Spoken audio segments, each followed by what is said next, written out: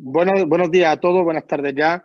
Agradecerles que nos acompañen en esta webinar que hemos preparado desde el despacho Montero Aramburu y mi nombre es Jesús Coca, soy presidente de AFACO y soy miembro del despacho Montero Aramburu, que como les digo va a llevar la dirección técnica de esta sesión, de esta conferencia sobre preguntas y respuestas de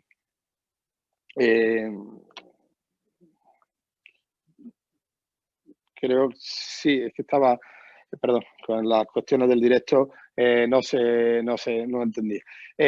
Como le decía, quería agradecerles a todos que estén ahí hoy en estos días complicados, desearles, por supuesto, mucha salud, que en este momento es lo principal y lo más importante, y quería agradecerles tanto a los ponentes que luego volveré a presentar como a las autoridades que hoy nos acompañan para esta presentación de estas preguntas y respuestas frente al COVID-19 y frente a esta situación que tanto nos atañe a todos y que como empresarios pues va a suponer, una vez pasada esa crisis sanitaria, un cambio de paradigma y un cambio absolutamente en la forma de concebir nuestra sociedad. Simplemente, y con esto quería terminarles, decirles a todos ustedes, empresarios que ahora mismo están escuchándome, que bienvenidos a los tiempos difíciles, porque ellos serán la depuración de los cobardes. De verdad, es cuando pase este tiempo, es cuando de verdad vamos a tener que trabajar para construir una sociedad mejor que la que teníamos, porque es verdad que vienen tiempos complicados. Y sin más preámbulos, quiero presentarle y quiero darle las gracias y la bienvenida al alcalde de Córdoba, nuestro alcalde José María Berido, por aceptar la invitación y presentar esta webinar para todos los que están detrás de esa camarita que ahora de esa barrera que ahora nos separa. José María, alcalde, buenos días, muchas gracias. Muy buenos días, muchas gracias Jesús y saludos a todos, ¿no? A los compañeros de panel y a todos los que están siguiendo esta webinar. Alcalde, simplemente era para comentar que animarnos un poco como autoridad a todos estos empresarios que estamos aquí. Estamos deseosos de escuchar buenas noticias. Bueno, pues yo también estoy deseoso de escuchar buenas noticias, pero creo que tenemos que primero agradecer que me permitáis estar hoy aquí con vosotros y dedicaros un poquito del tiempo que tenemos en el día. Y sobre todo que hayáis sido capaces de empezar a organizar este tipo de seminarios para ir viendo qué es lo que se nos viene en lo alto. Yo voy a ser muy breve, pero muy claro de qué es lo que estamos haciendo y lo que podemos hacer desde el Ayuntamiento de Córdoba. Ahora me imagino que Ángel Herrador también pues, hablará de la Junta de Andalucía, ¿no? Todas las medidas que se están adoptando, ¿no? Creo que aquí hemos pasado, todavía estamos pasando por una fase prematura de esta crisis. Es decir, vamos a hacer un poquito de memoria porque el tiempo, aunque se nos haga eterno, está pasando muy rápido a todos los efectos. Hace un mes estábamos empezando a adoptar las primeras medidas de empezar a quitar actividad económica y quitar actividad social y quitar actividad municipal en nuestra ciudad de Córdoba. Empezamos a cerrar parques, retirar terrazas y muy pocos días después pues vino este estado de alarma que nos tiene sometidos a este confinamiento. Ahora mismo hay unas situaciones que a nadie se nos escapa, que es primero la crisis sanitaria y de salud. Yo espero que pues, todos los que estamos aquí participando pues, no tengamos problemas de salud ni nosotros, ni nuestros familiares o nuestros seres queridos, pero hay mucha gente que lo está pasando y se está teniendo que atender esa situación sanitaria desde todas las administraciones colaborando. Se colabora de muy diversas formas. Puede parecer que un ayuntamiento no lo hace y sí lo hace. Nosotros, por ejemplo, estamos colaborando con la Delegación de Salud a través de SADECO, no solo desinfectar la ciudad, sino limpiar las residencias de ancianos, desinfectar también los centros de salud, colaborando con ellos en la atención a las personas sin hogar para que tampoco, primero que puedan ellas protegerse y también que no tengamos en la calle pues personas que además podrían contribuir a expandir la enfermedad. En fin, estamos colaborando en esa situación. Y luego hay una situación muy primaria de emergencia también social. Puede que a lo mejor a algunos esta realidad no les suene cercana, pero la hay en Córdoba. En Córdoba hay determinadas zonas especialmente y personas que de un día para otro han visto cómo no tienen ninguna actividad, decaen sus ingresos, no tenían ningún ahorro y tenemos que estar atendiendo una emergencia social muy importante que hemos hecho de dos formas, a través de los servicios sociales y a través de la colaboración público-privada, que tengo que agradecer a CECO que se sumara a esa iniciativa, Todos por Córdoba, y a muchas empresas, autónomos y personas que están donando para que algo tan básico como poder llevar alimento a su casa todos los días, pues no tenga que ser una preocupación de muchas familias en Córdoba. Pero es verdad que ahora viene una tercera ola, que es la crisis, porque ya tenemos también en lo alto, que es la laboral, la económica, la de la reactivación económica. Ahí, ¿qué podemos y qué estamos haciendo? Bueno, lo primero es, tú lo has dicho, no es tiempo de cobarde. Lo primero es ser valiente. Y nosotros hemos sido valientes y hemos seguido para adelante con los presupuestos locales, los presupuestos municipales. ¿Por qué? El Gobierno de la Nación ha decidido no hacerlo. Yo no comparto esa situación. El presupuesto del Ayuntamiento es un presupuesto expansivo. Por lo pronto va a poner en carga más de 20 millones de euros en inversiones. Y esos 20 millones de euros en inversiones forman parte de la reactivación económica del día de mañana. Es decir, ahí hay mucho trabajo para mucha gente. No solo el que se crea directamente en inversiones que pueden ser obra civil, pues que van arquitectos, aparejadores, ingenieros, albañiles, transportistas, sino el que indirectamente genera pues para muchos profesionales que van desde la abogacía, consultoría fiscal, laboral, contable, de todo tipo, ¿no? Entonces tenemos que ser valientes y seguir adelante tramitando presupuestos que, aunque sabemos que han podido quedar en parte desactualizados, son una herramienta importante y una inyección de dinero y de capital a la sociedad cordobesa en manera de inversión. Segundo lugar, ahora mismo acabamos de terminar, y está Antonio Díaz de testigo, una reunión de la concertación social, donde ya estamos hablando con la Confederación de Empresarios y con los dos sindicatos mayoritarios, para a través de esa herramienta de concertación social y siempre primando la colaboración público-privada, comencemos a adoptar medidas basadas en ese presupuesto de 4 ejes, que son los que hemos acordado básicamente. Un primer eje que es atender a la nueva situación sociosanitaria a la que nos enfrentamos. La sociedad va a cambiar, por lo menos en el corto plazo. No va a ser la misma la Córdoba de hoy que la Córdoba de hace un mes. Eso afecta también a las empresas, al comercio, a la hostelería, a muchos sectores, incluso a despachos profesionales. ¿De qué forma? Pues donde vamos a tener que adoptar nuevas medidas de protección sociosanitaria, de higiene, de distanciamiento, y el Ayuntamiento quiere colaborar directa e indirectamente, vía subvenciones, vía poder introducir pautas, en cómo adaptar toda la nueva realidad empresarial a esa nueva realidad sociosanitaria que tenemos en lo alto. Por poner ejemplos concretos, pues por ejemplo, para que todo el mundo entienda lo que estoy hablando, los taxistas, pues tendremos que ayudar a los taxis a que puedan tener mampara para poder atender a sus clientes, por poner un ejemplo, ¿no? Y esto es extrapolable a cualquier otro sector. El sector del comercio pues tendrá que adaptarse a nuevos estándares de probadores, de cómo ver la ropa, mientras que esta situación perdure. Y ahí el Ayuntamiento quiere actuar. Hay un segundo eje que es clarísimo en colaboración público-privada, que es, voy a ir un paso más allá, es la protección de nuestro tejido empresarial y del empleo. Y hablo directamente de la palabra protección, y lo dice un liberal convencido de toda la vida, pero hay que adaptarse a los tiempos que vienen. Nosotros tenemos que trabajar por proteger a nuestra empresa, a nuestro sector empresarial, especialmente al pequeño y al mediano, a la microempresa, que es la que puede estar sufriendo más directamente esta crisis hasta llevarla a un punto del borde del cierre o del cierre. Eso va a implicar muchas medidas.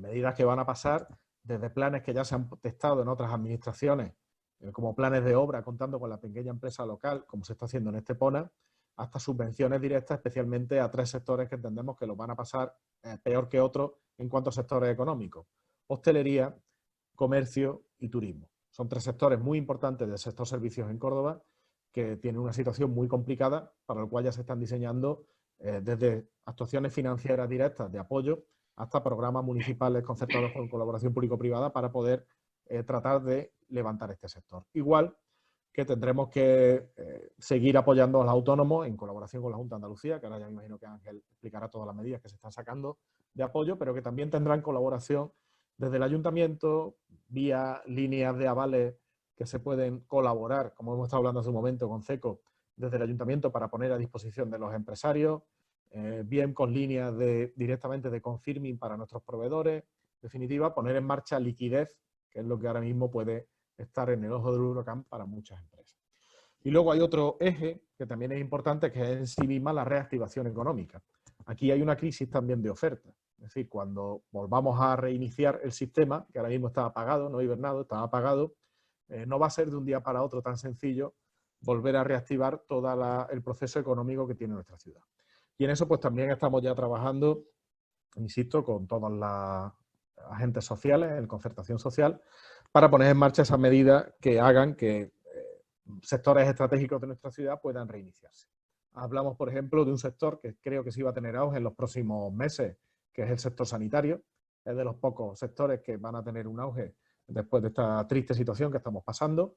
Pero aquí en Córdoba tenemos pues, un parque tecnológico como es de Rabanales 21, un instituto como es el INIBIC y una incubadora biotecnológica que nos acaban de conceder, donde vamos a intentar crear un clúster empresarial en torno al sector sanitario. Tenemos un sector importante como es el agroalimentario y queremos firmar con la Junta de Andalucía de inmediato el Agrotech, ese Agrotech que ya teníamos apalabrado de antes, para ponerlo en carga y, en definitiva, pues aplicar un paquete de medidas que también pasan por ser más flexibles y más ágiles todavía en nuestra respuesta, más ágiles en los trámites administrativos, especialmente en la gerencia de urbanismo, y más flexibles en la interpretación de algunas normas que en el nuevo escenario tendremos que adaptar. Y pongo también otro ejemplo, me gusta hablar con ejemplos para que se entienda. Pues tendremos que ser más flexibles en la interpretación de los veladores por si hay limitaciones en cuanto a los empresarios de hostelería, a la ocupación, a la separación que tienen que tener los espacios públicos, pues tendremos que ser más flexibles del ayuntamiento en las ocupaciones que les permitamos para que no sufran perjuicios. Tendremos que ser más flexibles en limitaciones horarias. Tendremos que ser más flexibles en concesión de autorizaciones de vía pública. En definitiva, combinar, como estáis viendo, y es nuestra idea, la protección de lo cordobés, la promoción de lo cordobés, con la mayor flexibilización también en determinadas regulaciones de la administración y las inyecciones de liquidez. Creo que por ahí van los tiros de lo que tenemos que hacer todas las administraciones el día de mañana, y nosotros pues ya estamos trabajando desde la semana pasada, ya superamos un poco la emergencia social, en todas estas líneas. Seguro que además de todas estas seminarios, formaciones, encuentros, pues siguen surgiendo ideas. Creo que ya lo he repetido en muchas ocasiones antes de esta situación. Sabéis que no nos gusta ser soberbios y pensar que ya lo conocemos todo, sino que, y más en esta situación, el escuchar a muchas personas ayuda a encontrar soluciones. Así que estaremos abiertos también a todas las propuestas que nos hagáis llegar. Y lo último, pues dar ese mensaje de ánimo que decía. Creo que todos lo estamos pasando mal. Nos enfrentamos a una situación que era inesperada y absolutamente desconocida, donde no tenemos referentes de qué se ha hecho en otras ocasiones para superar esto, pero creo que también tenemos que confiar en nosotros mismos, en el potencial y la realidad que ya tenemos muchos cordobeses, muchos españoles, y fundamentalmente en esto tendremos que salir sumando los esfuerzos de cada uno. Yo creo que tenemos que empezar a pensar qué es lo que cada uno de nosotros vamos a aportar para salir de esta crisis y exigirnos a los que tenemos responsabilidades públicas que estemos a la altura de las propuestas que nos den. Así que mucho ánimo a todos y muchas gracias por permitirme participar hoy. Muchas gracias, alcalde. Te agradecemos de verdad que haya estado con nosotros. Me gustaría darle paso ahora a don Ángel Herrador. Ángel es delegado territorial de Empleo, Formación, Trabajo Autónomo, Economía, Conocimiento, Empresa y Universidad de la Junta de Andalucía en Córdoba. Y me consta que también, al igual que el alcalde, están trabajando sin descanso porque además él es el responsable directo de, por desgracia, uno de los principales problemas que nos encontramos, que no es otro que los ERTE, ¿no? De hecho, me consta que ha puesto a toda la delegación a cargo de la delegación para poder solventar la acumulación de trabajo que tienen. Ángel, buenos días. Hola, buenos días, Jesús.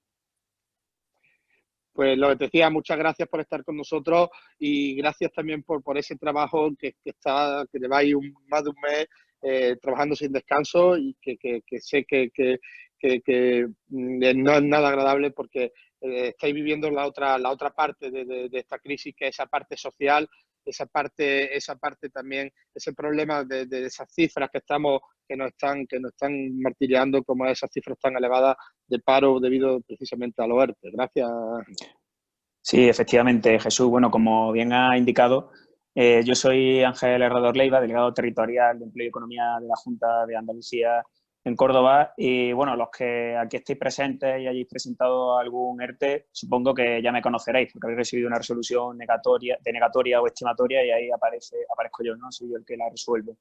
Bueno, siendo esto un webinar, como ha indicado Jesús, sobre preguntas en relación al COVID-19, era necesario que estuviese aquí presente la administración que está encargándose de gestionar una de las consecuencias más inmediatas de este estado de alarma declarado con ocasión del COVID, como son los ERTE. Por lo tanto, yo agradezco de verdad la oportunidad que me da Faco y que me ha dado Montero Aramburu de estar hoy con vosotros. La figura de los ERTE lleva ya con nosotros un número de años, en concreto desde la reforma laboral del año 2012, esta figura de los expedientes de regulación temporal de empleo presente entre nosotros. Y no obstante, no era una materia con especial peso dentro de las distintas competencias que tenemos atribuidas a la delegación. Por dar un dato, para que os situéis, el año pasado resolvimos un total de 39 expedientes de regulación temporal de empleo, que además fueron resueltos por una única persona. O sea, era un departamento que había un único funcionario que se encargaba de ahora de golpe y porrazo en poco más de un mes. Digo poco más de un mes porque estamos día 17 y el estado de alarma se declaró el 14, ¿no? Y empezaron a entrar el mismo 14 los primeros ERTEs. Nos hemos encontrado con una cifra de 8.000 ERTE. Efectivamente, es una cifra totalmente que escapa a las capacidades que teníamos de resolver en la delegación. Como ha apuntado Jesús, la medida que tomamos fue movilizar a todo el personal funcionario de la delegación a través, por supuesto, de vías de trabajo a distancia, que pusimos a resolver estos distintos expedientes. Lo cierto es que no todos los que han resuelto expedientes son especialistas en la materia, por lo tanto, ha habido que hacer una labor de formación para ello. Ha habido que hacer también una labor de filtrado respecto de aquellos expedientes que podían ser más sencillos de resolver, lo cual se ve fácil por el Código Nacional de Actividad Económica. Como bien sabéis, hay algunos que son fáciles y automáticos, el caso de los pequeños locales de comercio, como pueden ser los bares que no tengan servicio de domicilio, pues estos se iban asignando a los técnicos con menos experiencia y aquellos más complejos se dejaban a los técnicos especialistas. No obstante, esto no ha impedido que haya algún tipo de error en resoluciones, que haya errores y que a lo mejor muchos de vosotros hayáis recibido resoluciones sin tener mucho conocimiento de por qué se ha recibido esa resolución, ¿no? Cuando en principio está todo bien montado o hay razones de peso para otorgar esa fuerza mayor. Por eso he aceptado la invitación de Jesús para estar aquí hoy, porque en la medida de lo posible también trasladaros cuál es el camino que hemos seguido la Administración hasta el punto en el que estamos a día de hoy, cuál es el volumen de expedientes que nos hemos encontrado y por qué hay algunas resoluciones o hay algunos sectores en los cuales aparecen personas que se les ha dado y otros que no. Un poquito por trasladar la labor de atasque hasta que esto se ha depurado. Es cierto que hay algún tipo de resoluciones contradictorias. No obstante, también en ello nos hemos puesto, tenemos mecanismos, estamos revocando resoluciones de acuerdo con los mecanismos que nos permite la ley de procedimiento administrativo. En definitiva, que tenemos un equipo ya bastante depurado después de un mes y que tenemos todas las cuestiones jurídicas en cierta medida estudiadas y bien resueltas. Así que ya digo que las distintas que vayan surgiendo también pongo a vuestra disposición en la parte de preguntas para resolverlas. Y tampoco quiero extenderme más. Sí que es cierto que la Junta de Andalucía ha puesto a disposición de autónomos y empresarios paquetes de medidas para otorgarles liquidez, como ha apuntado el alcalde, en el sentido de que se ha producido una contracción absoluta del lado de la oferta. Y para evitar problemas de liquidez, por una parte se han dispuesto unas líneas de avales, tanto de la agencia IDEA como de garantía, por un importe de 900 millones de euros, que es lo que se ha movilizado para cubrir esos avales. Y también, por otra parte, hoy mismo se ha aprobado subvenciones para autónomos, que es para cubrir la cuota de marzo que tuvieron que abonar. En todo caso, ya digo, el objeto principal de mi presencia aquí no es tanto para contaros las cosas de la Junta de Andalucía, sino para hablaros del expediente de regulación temporal de empleo y ponerme a vuestra disposición para todas aquellas cuestiones que puedan suscitar.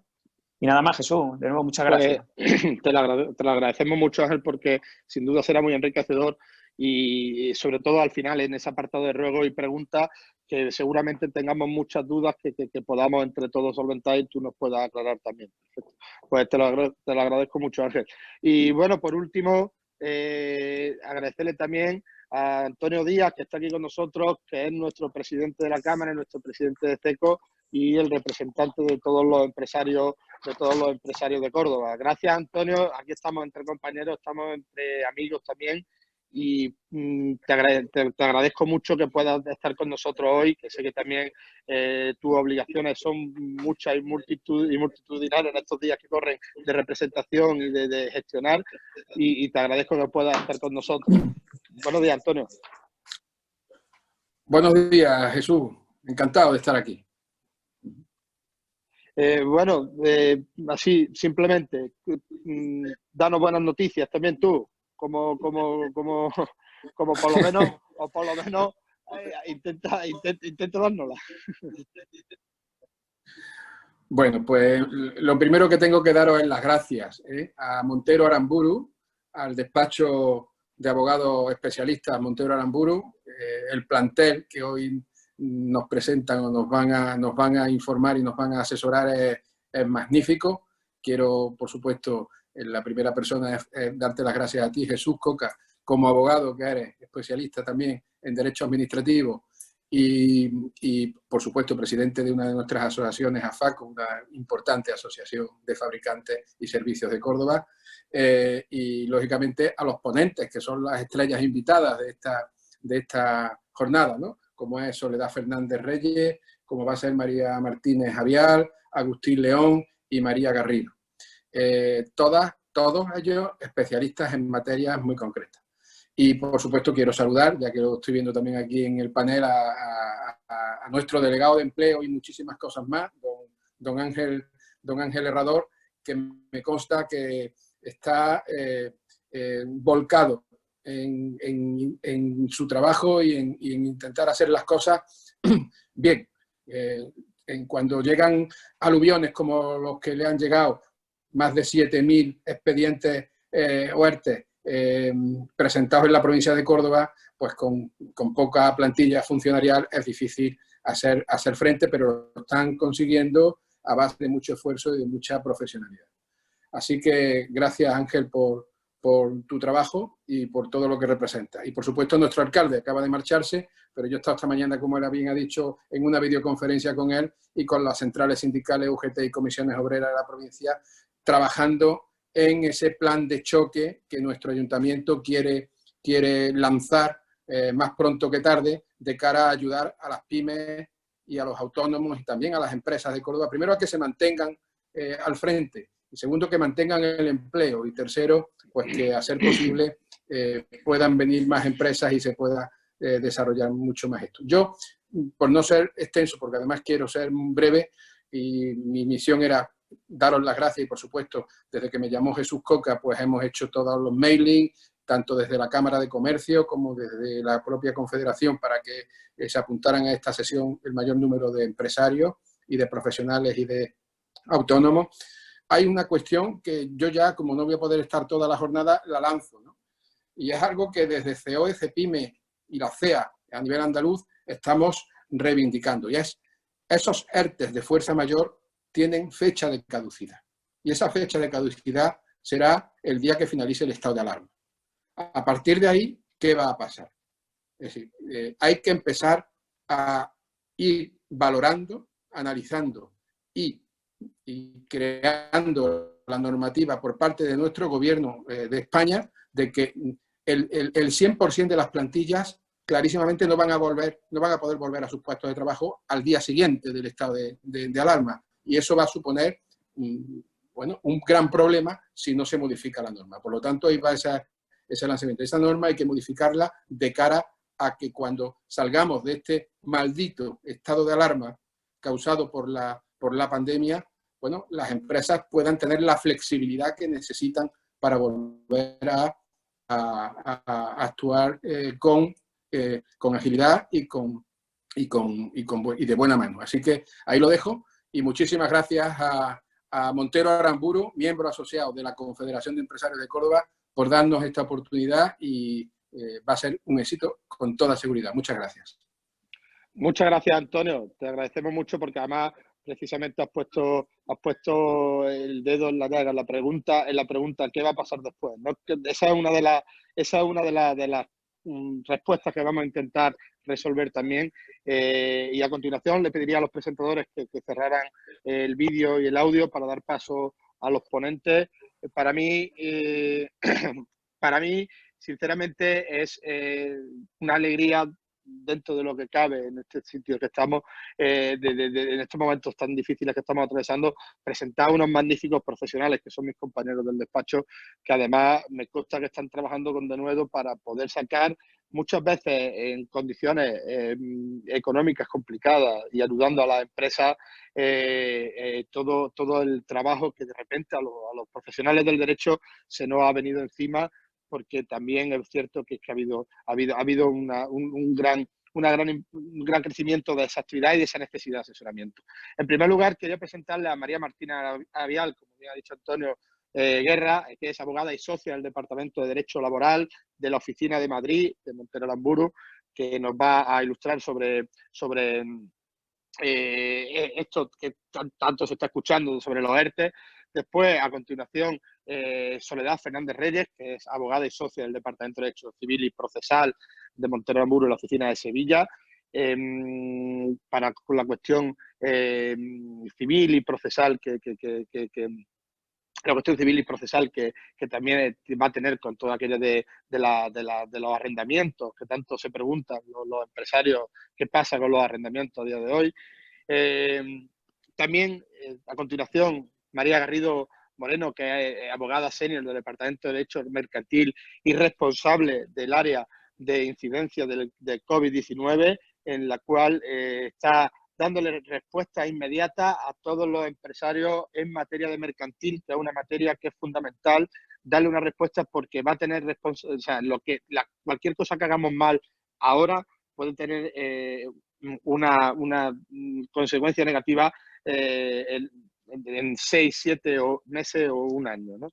Y por lo tanto es importante también tener esta materia con absoluta claridad. Y por último, vamos a terminar con mi compañero Agustín León, que es abogado y socio del Departamento de Derecho Público de Montero Amburu, y que nos va a ilustrar sobre todo de esos contratos públicos, esa relación con la administración pública, en qué situación se queda y qué cuestiones, y todas esas cuestiones de esa relación con la administración pública, en qué situación se queda en estos momentos inciertos. Pues yo, sin más dilación, le paso la palabra a María Martínez Avial, mi compañera de la oficina de Madrid de Montero Amburu, que nos va a hablar sobre estas cuestiones de derecho laboral que a todos nos preocupan.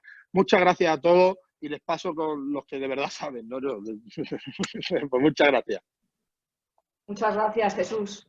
Bueno, encantada de estar aquí con todos ustedes hablando de cuestiones laborales y sobre todo de las medidas laborales que se tienen que adoptar o que se pueden adoptar para minimizar el impacto económico y productivo negativo que está provocando la crisis del COVID-19.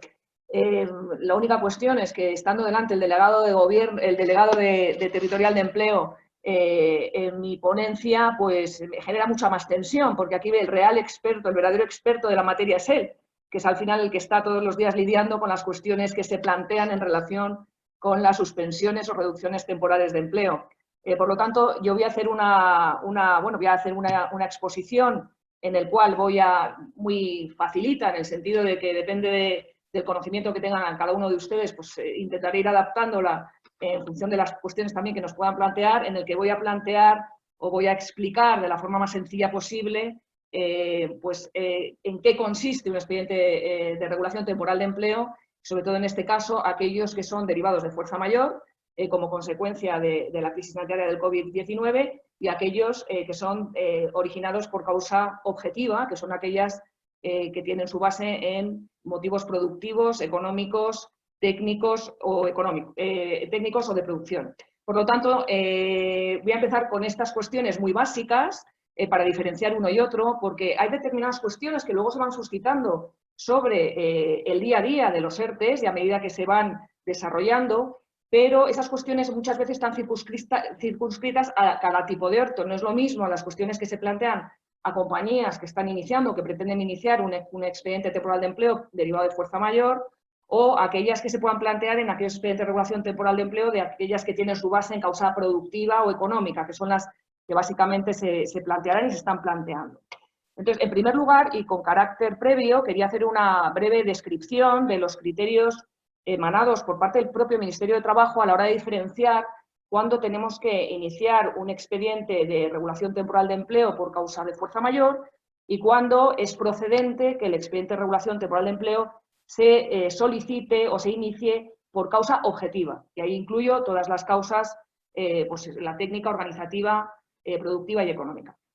Entonces, en primer lugar, y basándonos en los propios criterios emanados por el Ministerio de Trabajo, se entiende que existe fuerza mayor o que se debería constatar por parte de la autoridad laboral la existencia de fuerza mayor, y ahí me podrá corregir el delegado de empleo, aquellas pérdidas de actividad como consecuencia de la suspensión o cancelación de actividades o servicios, y todo ello derivado de la normativa que regula el estado de alarma, es decir, por las limitaciones establecidas por el propio estado de alarma, o derivada de aquella normativa que es emanada por las comunidades autónomas o por las autoridades municipales en cuanto al cierre o limitación de actividades.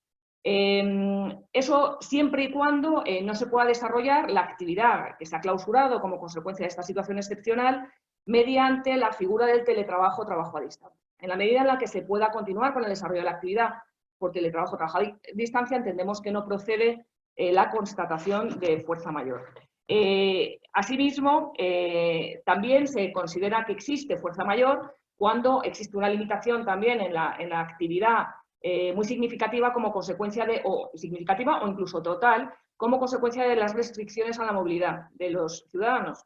En este caso, pues tal y como el propio Ministerio establece, y yo lo hago alusión porque me parece muy gráfico, ellos se refieren a actividades tipo las autoescuelas o las inmobiliarias, en las cuales evidentemente no pueden desarrollar su actividad como consecuencia de las limitaciones o las restricciones a la movilidad de los ciudadanos que son consumidores de sus servicios. Luego, en lo que se refiere a las actividades industriales, estas estarían incluidas dentro de la fuerza mayor, pero únicamente en la medida en la que esta fuerza mayor esté provocada por la ausencia total de proveedores, por lo tanto sería imposible el desarrollo de su actividad industrial como consecuencia de la carencia de los elementos necesarios para el desarrollo de su actividad, o como consecuencia de la ausencia total de clientes, es decir, que también no puedan comercializar sus productos como consecuencia de esa inexistencia de clientela. Si bien, en el caso de las actividades industriales, el hecho de que haya una reducción significativa en la actividad, si no está provocada por estos dos elementos que antes he mencionado, se entiende que la causa sería productiva o económica y, por lo tanto, no sería objeto de una constatación de fuerza mayor, porque en esta situación realmente es en la que se encuentran la mayoría de las entidades que no han sido objeto de cierre por parte de la Administración, es decir, aquellas industrias o actividades que siguen manteniendo que siguen abiertas al público, siguen pudiendo desarrollar su actividad, se ven afectadas por causas productivas, no por causas de fuerza mayor. En el caso de las contratas o subcontratas, se constataría la existencia de fuerza mayor en aquellas contratas o subcontratas cuyo empresario principal es objeto de una suspensión o cancelación absoluta de sus servicios por fuerza mayor. Hay una cuestión curiosa que a lo mejor luego el delegado de Gobierno nos puede explicar, y es en cuanto a los criterios emanados por el propio Ministerio de Trabajo. Hay una cuestión con carácter previo que se establece, y es que tiene que haber una merma de ingresos para que se constate la existencia de fuerza mayor. Y esto es una cuestión que a nosotros nos sorprende por cuanto que en la documentación que se aporta a la autoridad laboral no se exige que se acredite en ningún momento la existencia de merma de ingresos. Entonces, me parece muy curioso que se ponga como un criterio por parte del Ministerio a considerar el hecho de la existencia de merma de ingresos cuando en realidad, cuando presentamos estos expedientes por fuerza mayor, no acreditamos o no se nos exige la acreditación de dicha reducción. El resto de las actividades esenciales, como decía anteriormente, que pueden continuar evidentemente prestando sus servicios, aunque sea con una reducción en su producción o en su comercialización de productos, así como otras actividades que son la mayoría que se pueden continuar desarrollando, pero con una merma evidente de actividad, el expediente que se debería iniciar en principio sería el que es originado por causas objetivas. En cuanto a la diferencia entre uno y otro, y ahora intentaré entrar en cuestiones que se nos van planteando en uno y otro, lo que voy a hacer es una comparación sistemática, porque tengan en cuenta que hay mucha regulación normativa, estamos hablando de como mínimo 4 o 5 reales decretos leyes, más las instrucciones emitidas por el Ministerio, más las instrucciones que muchos de ustedes habrán recibido en relación con contestaciones a cuestiones de actualidad resueltas por el Ministerio a la COE o a otras organizaciones empresariales, etcétera. Entonces, voy a intentar sistematizar un poco la comparativa entre uno y otro y resolver las cuestiones que creo que son las que más se nos plantean o las que nuestros clientes nos plantean con más habitualidad. En primer lugar, y en cuanto a las diferencias de uno y otro, la primera es en cuanto a la intervención de la autoridad laboral. Y aquí me da un poco de apuro entrar, porque aquí tenemos al experto, el delegado de empleo, el que podrá determinar en qué punto interviene o no la autoridad laboral en cada uno de ellos. Pero bueno, voy a ser muy osada y voy a hacer una comparación muy breve y muy prudente. En lo que se refiere a la intervención de la autoridad laboral en uno y otro expediente, es básica la intervención en el expediente de fuerza mayor, porque es la autoridad laboral la única que puede constatar la existencia de esa fuerza mayor. Por lo tanto, es preciso que exista una resolución por parte de la autoridad laboral, bien sea a través de silencio administrativo positivo o bien con una resolución expresa, mediante la que se determine si existe esa fuerza mayor o no. Con lo cual, la intervención de la autoridad laboral es absolutamente definitiva porque es decisoria en cuanto a la autorización o aprobación de la concurrencia de dichas causas. En relación con el expediente por causas objetivas, la autoridad laboral tiene una labor más informativa, es decir, la compañía tiene la obligación de comunicar a la autoridad laboral el inicio del periodo de consultas que es necesario para llegar a un acuerdo y para la implantación de ese ERTE por causa objetiva, y también hay que informarle al final de las medidas que se han adoptado y de la conclusión del periodo de consultas, del resultado del periodo de consultas.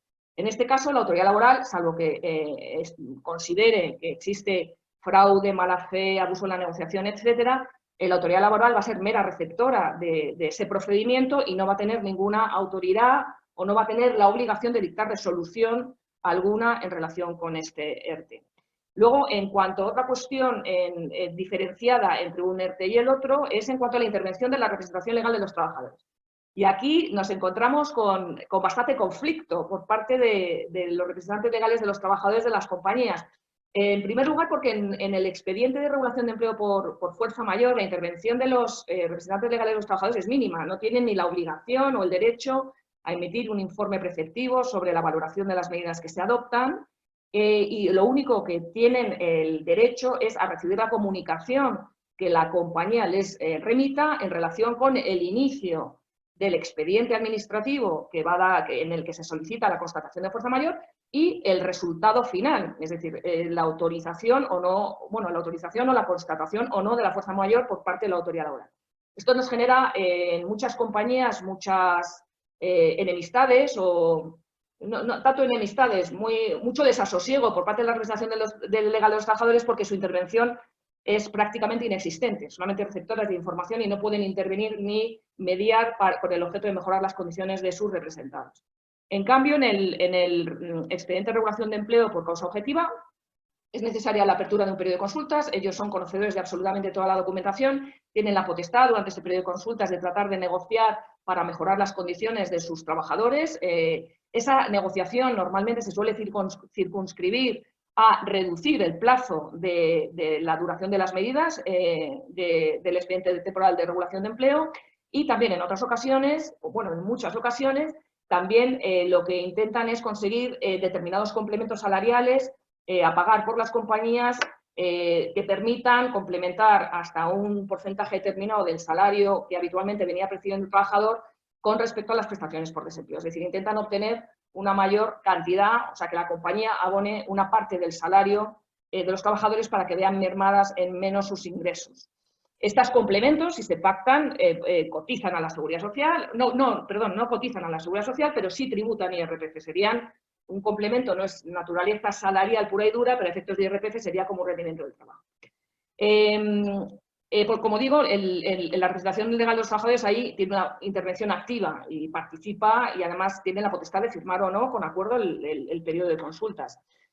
Otra distinción que existe en cuanto a uno y otro, los plazos, es mucho más corto, el plazo de resolución de un expediente por fuerza mayor, hay un plazo de 5 días para dictar la resolución, en el caso de que no se dicte resolución, se entiende que hay silencio positivo, y hay muchas comunidades autónomas que han extendido este plazo a 10 días, ha sido bastante controvertida esta ampliación de este plazo, de hecho ha habido un informe de la Abogacía del Estado en el que avala esa decisión por parte de las comunidades autónomas y determina que sí que es posible que estas comunidades autónomas puedan ampliar este plazo hasta 10 días. Puede darse la circunstancia, pero no debería, de que una vez que haya el silencio positivo pueda haber una resolución por parte de la Administración denegatoria. Ahí lo que nos establece la normativa administrativa es que la resolución que dicte la Administración, una vez existido el silencio positivo, no puede ser nada más que confirmatoria de ese silencio positivo, es decir, confirmatoria de la resolución que nosotros, de la constatación de fuerza mayor. Por lo tanto, sería objeto de impugnación una resolución que, con posterioridad al silencio positivo, fuera denegatoria de esa fuerza mayor. En el caso de los expedientes por causa objetiva, hay un periodo de constitución de la mesa de negociación de 5 días, y aquí hay una cuestión, bueno, voy a continuar el plazo de 5 días más un periodo de consultas de 7, y quiero incidir mucho en el periodo de constitución de esa comisión de negociación, porque es una cuestión que a los clientes les preocupa mucho. Es decir, en este caso, y solamente en el marco del COVID-19, lo que ha ocurrido es que el Real Decreto Ley 8/2020 ha establecido que en aquellas compañías en las cuales no exista representación legal de los trabajadores, es decir, comité de empresa o delegados de personal, deben dar entrada a las organizaciones sindicales más representativas del sector. Esto origina mucha insatisfacción por parte de nuestros clientes, porque hay muchas compañías que no tienen representación sindical como tal dentro de la compañía y no quieren que entre la representación sindical. Y por lo tanto hay muchas que han tardado mucho en adoptar esta decisión con el objeto de no dar entrada a los sindicatos para negociar estas cuestiones. Hay que tener en cuenta que esta involucración sindical solamente se circunscribe al procedimiento específico que se ha establecido al efecto para la crisis del COVID-19, es decir, esta representación sindical en defecto de la representación unitaria no existe en el procedimiento ordinario normal que existía con anterioridad a la publicación del Real Decreto Ley 8/2020. Por lo tanto, esa es una de las pegas que muchos de nuestros clientes encuentran a la hora de iniciar un procedimiento por causa objetiva. En cuanto a los efectos, el efecto del expediente de regulación temporal de empleo por fuerza mayor tiene efectos retroactivos desde la fecha en la que se produce la fuerza mayor, en la que se produce esa situación, y tiene un efecto limitado, todo esto en el marco de este expediente del COVID-19, del Real Decreto 8/2020, y un efecto limitado a la duración del estado de alarma. Es decir, aquí lo que se plantea en muchas ocasiones, o bueno, se está empezando a plantear ahora de forma muy recurrente, es qué ocurrirá después del estado de alarma, cuando hay compañías que o bien van a permanecer cerradas porque no se van a permitir su apertura al público de forma inmediata y por lo tanto la actividad va a seguir clausurada, o bien porque las actividades que se pueden a lo mejor reiniciar, pues se van a reiniciar de una forma muy ralentizada. Pues ahí es otra cuestión que lanzo también al delegado de empleo, a ver si ellos tienen una solución. No sé si será posible el pedir una prórroga de esta situación de fuerza mayor en aquellos supuestos en los cuales, por una normativa autonómica, por ejemplo, universidades, colegios, etcétera, se han cerrado las instalaciones y no se va a abrir las instalaciones incluso después de finalizado el estado de alarma. No sé si la Administración tiene previsto eso o, al ser un ERTE muy circunscrito al estado de alarma, no va a existir esa posibilidad y se podrá iniciar, que sería mi recomendación, un nuevo ERTE por fuerza mayor con base en la regulación que sea pues, de ámbito autonómico, local o el que sea. Es decir, continuar y hacer otro ERTE nuevo, que ya no tendría los beneficios que tiene el ERTE de fuerza mayor en el marco del COVID-19. Otra opción también, y que se está planteando en muchas ocasiones, hay clientes que ya están empezando a pensar en iniciar, antes de la finalización del estado de alarma, ya el proceso de negociación de un ERTE objetivo con el objeto de que entre en vigor una vez finalizado el estado de alarma y que continúe con la interrupción de esos servicios.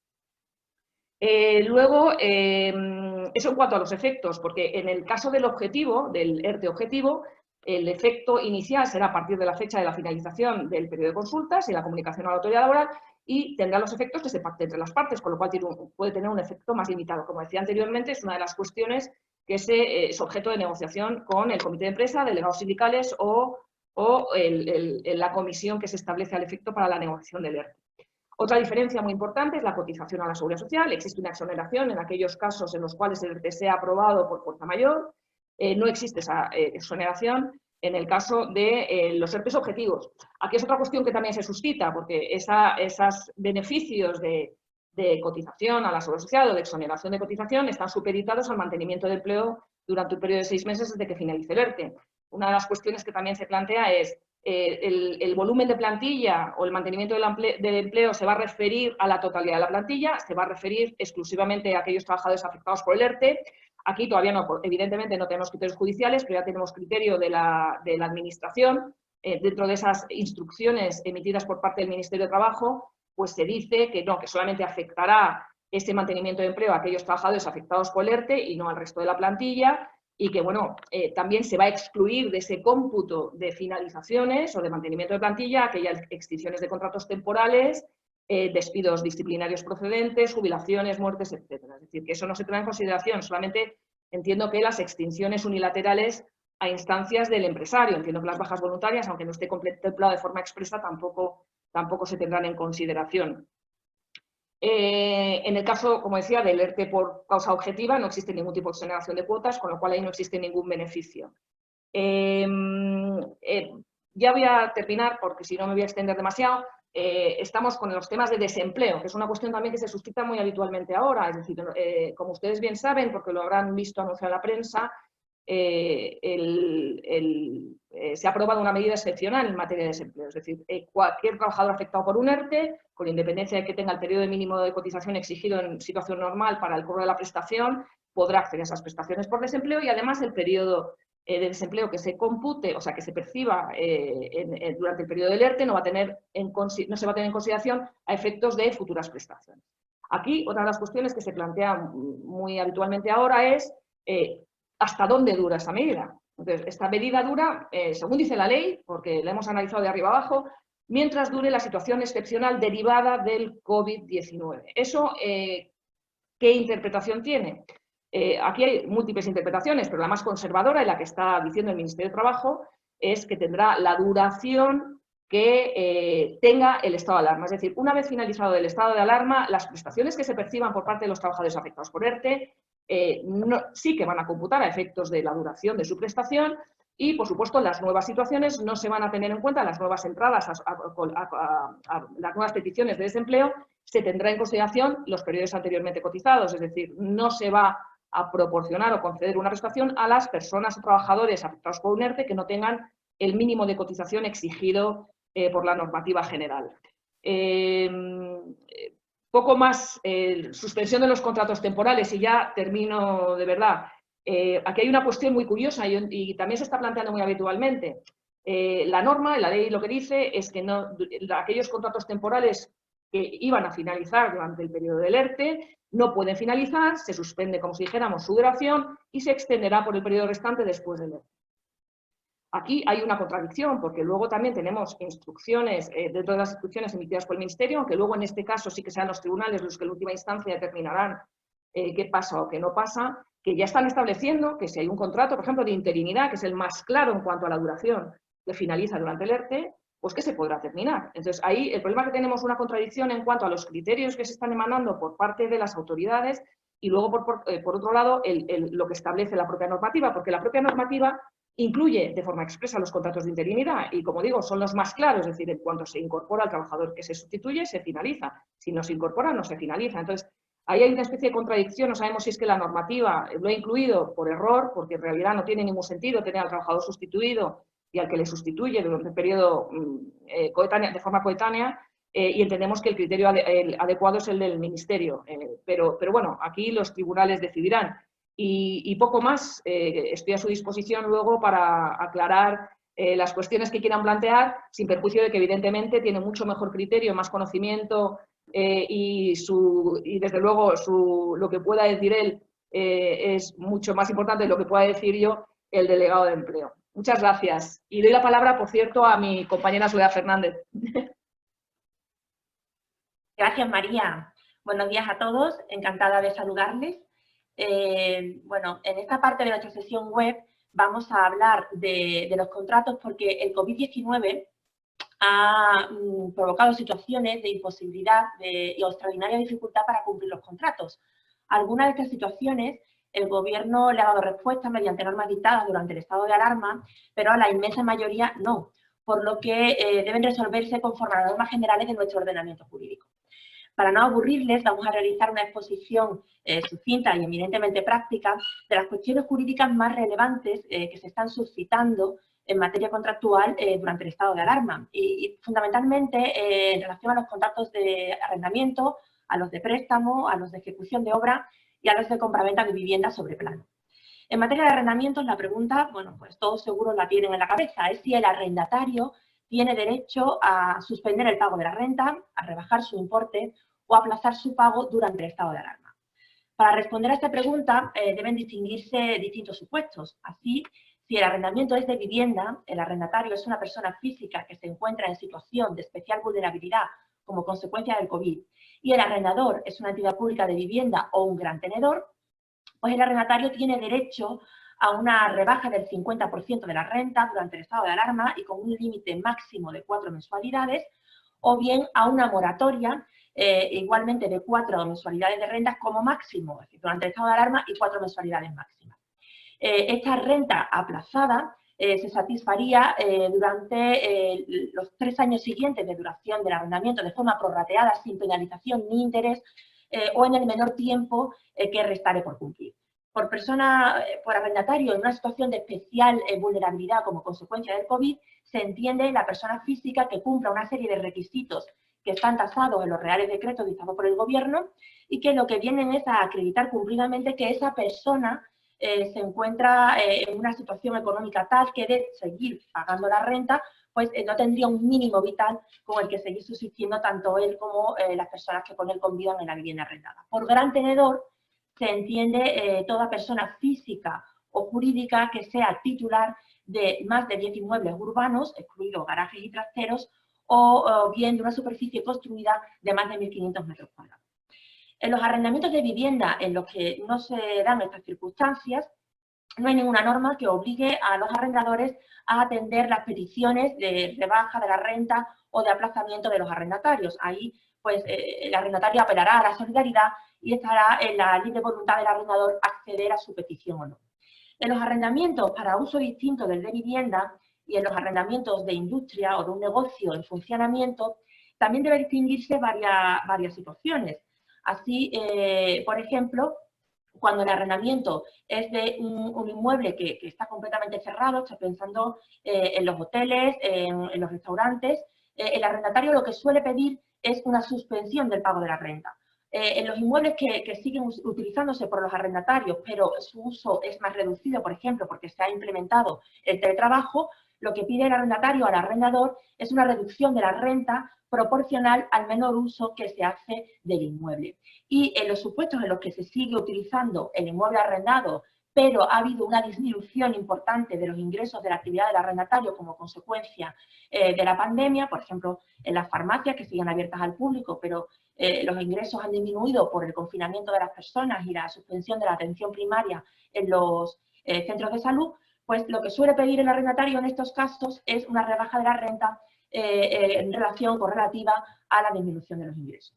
¿Qué debe hacerse en todos estos casos? En primer lugar, deben revisarse e interpretarse muy bien los contratos y ver si las partes han regulado el acaecimiento de situaciones como la actual, una situación de pandemia o similar, cualquier situación de causa de fuerza mayor.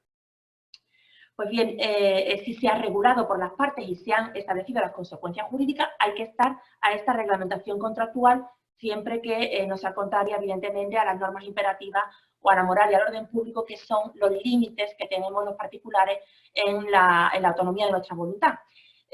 Si no hay esta regulación, que es lo más frecuente además, pues lógicamente, y según el caso, la polémica está servida porque no hay normas en nuestro ordenamiento jurídico, ni en el Código Civil, ni en la Ley de Arrendamientos Urbanos, que resuelvan esta situación de una forma clara. Y tampoco tenemos precedentes jurisprudenciales que nos sirvan, porque afortunadamente, y desde la gripe española de inicios del siglo pasado, no ha habido una situación de pandemia mundial generalizada como la que actualmente estamos viviendo. Existen así argumentos tanto a favor de los arrendatarios como a favor de los arrendadores. Los arrendatarios pueden invocar que es el arrendador el que tiene la obligación de garantizar el goce pacífico del arrendamiento y por tanto sería el arrendador quien estaría incumpliendo su obligación esencial del contrato. También puede invocar los artículos 26 y 30 de la Ley de Arrendamientos Urbanos que establecen el derecho del arrendatario a suspender el pago de la renta cuando la vivienda o el local de negocio es inhabitable o inutilizable por la ejecución de obras necesarias de conservación o obras impuestas por la autoridad competente. También pueden invocar el artículo 1575 del Código Civil, que establece un derecho del arrendatario de una finca rústica a solicitar una rebaja de la renta cuando ha perdido más de la mitad de los frutos o de su cosecha, como por situaciones de incendio, guerra, peste, inundación insólita y circunstancias muy parecidas a la actual pandemia.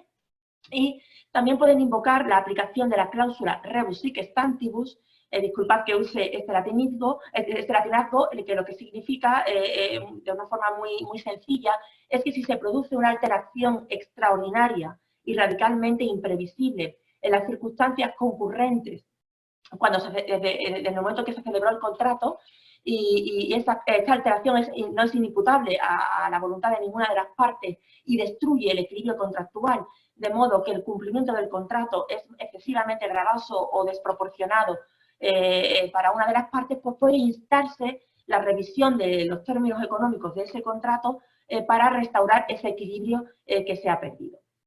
Estos son los argumentos del arrendatario, pero decimos que el arrendador también tiene poderosos argumentos a su favor, el propietario. Así, por ejemplo, puede negarse a la aplicación de los artículos 26 y 30 de la Ley de Arrendamientos Urbanos porque en aquellos preceptos el arrendatario se ve privado de la posesión del inmueble. Sin embargo, en la actual pandemia, los arrendatarios continúan poseyendo los inmuebles, continúan teniendo en ellos sus mercaderías, sus instalaciones y por lo tanto no se ven privados de esa posesión.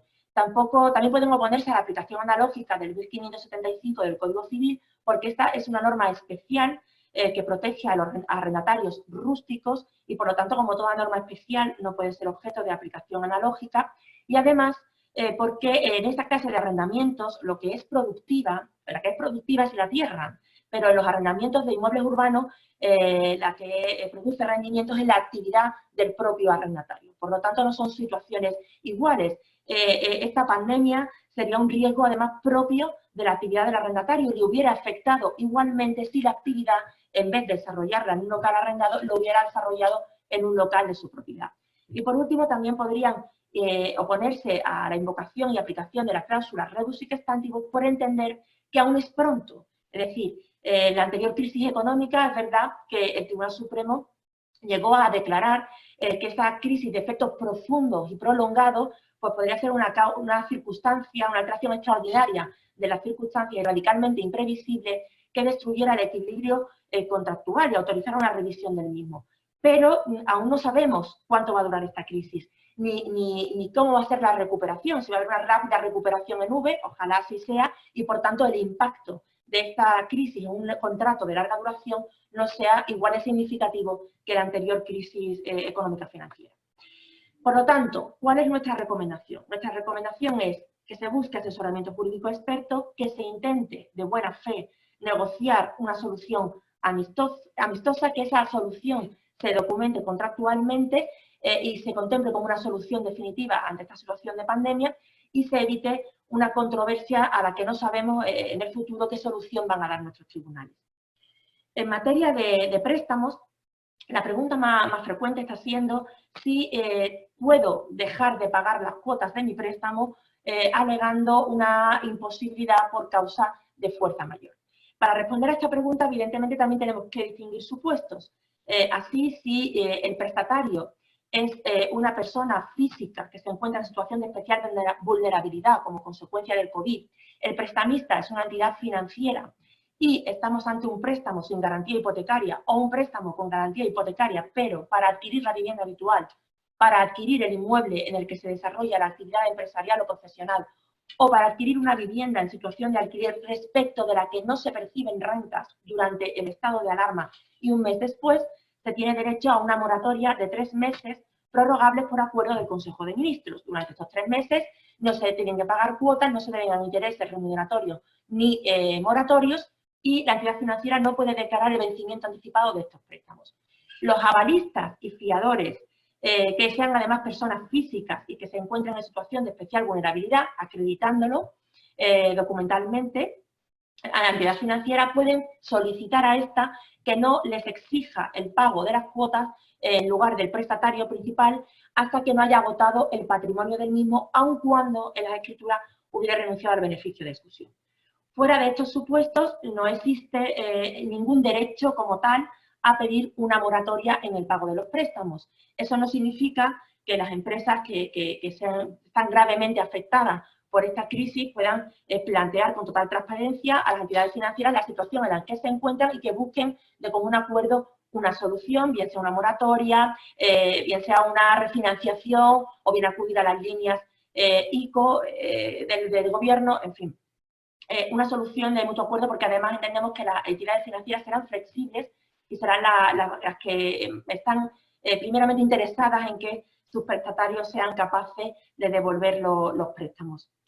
En materia de contratos de ejecución de obra, La pregunta más frecuente está siendo si fuera de los periodos de tiempo en los que el Gobierno ha suspendido todas las actividades económicas no esenciales, incluida la actividad de la construcción, es decir, si fuera del 30 de marzo y el 9 de abril, si pueden paralizar la obra para proteger la salud de sus trabajadores y en general pues, la salud pública.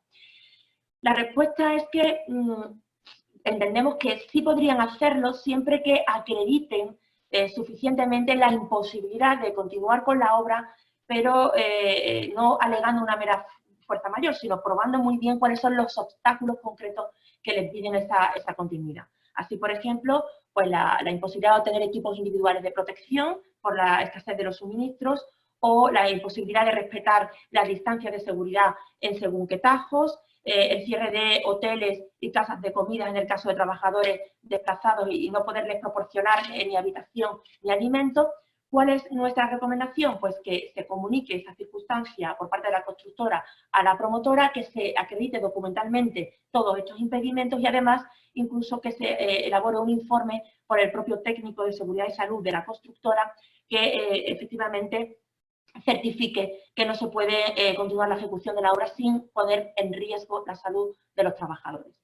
Desde la perspectiva de la promotora, pues nuestra recomendación está siendo que el miembro de la dirección facultativa que está encargado de coordinar la seguridad y salud en la obra elabore un protocolo que, siguiendo el mismo, permita que las constructoras puedan continuar en la obra sin poner en riesgo la seguridad y la salud de las personas que trabajan en la misma. Y que se notifique este protocolo a todas las constructoras exigiéndoles que, por escrito, aleguen si pueden o no cumplir ese protocolo y, en caso de no cumplirlo, pues que prueben muy bien las circunstancias de no poder hacerlo.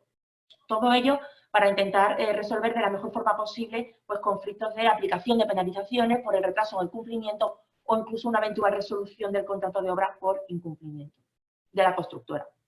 En el caso de contratos de compraventa de viviendas sobre plano, se nos plantean fundamentalmente dos cuestiones. La primera de ellas es si pueden los compradores, existe el riesgo de que los compradores resuelvan los contratos privados de compraventa por un retraso en la entrega de la vivienda.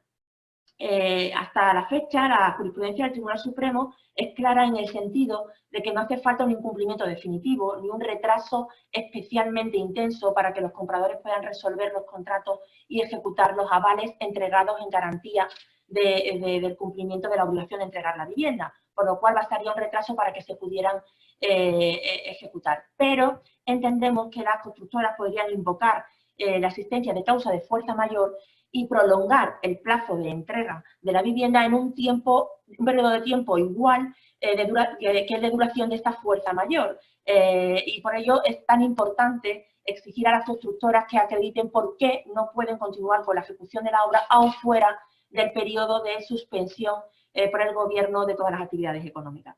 Recomendamos que se comunique la nueva fecha de entrega a los compradores, también a las entidades financieras para que no se ejerciten de forma prematura, se ejecuten de forma prematura los avales y también pues que cuando esté terminada la obra se requiera fehacientemente a los compradores para que procedan a la recepción de las viviendas, a la escrituración de las viviendas, porque una vez efectuado este requerimiento fehaciente, aun cuando se vaya a entregar la vivienda con retraso, el comprador ya no tiene derecho a resolver los contratos de compraventa de vivienda.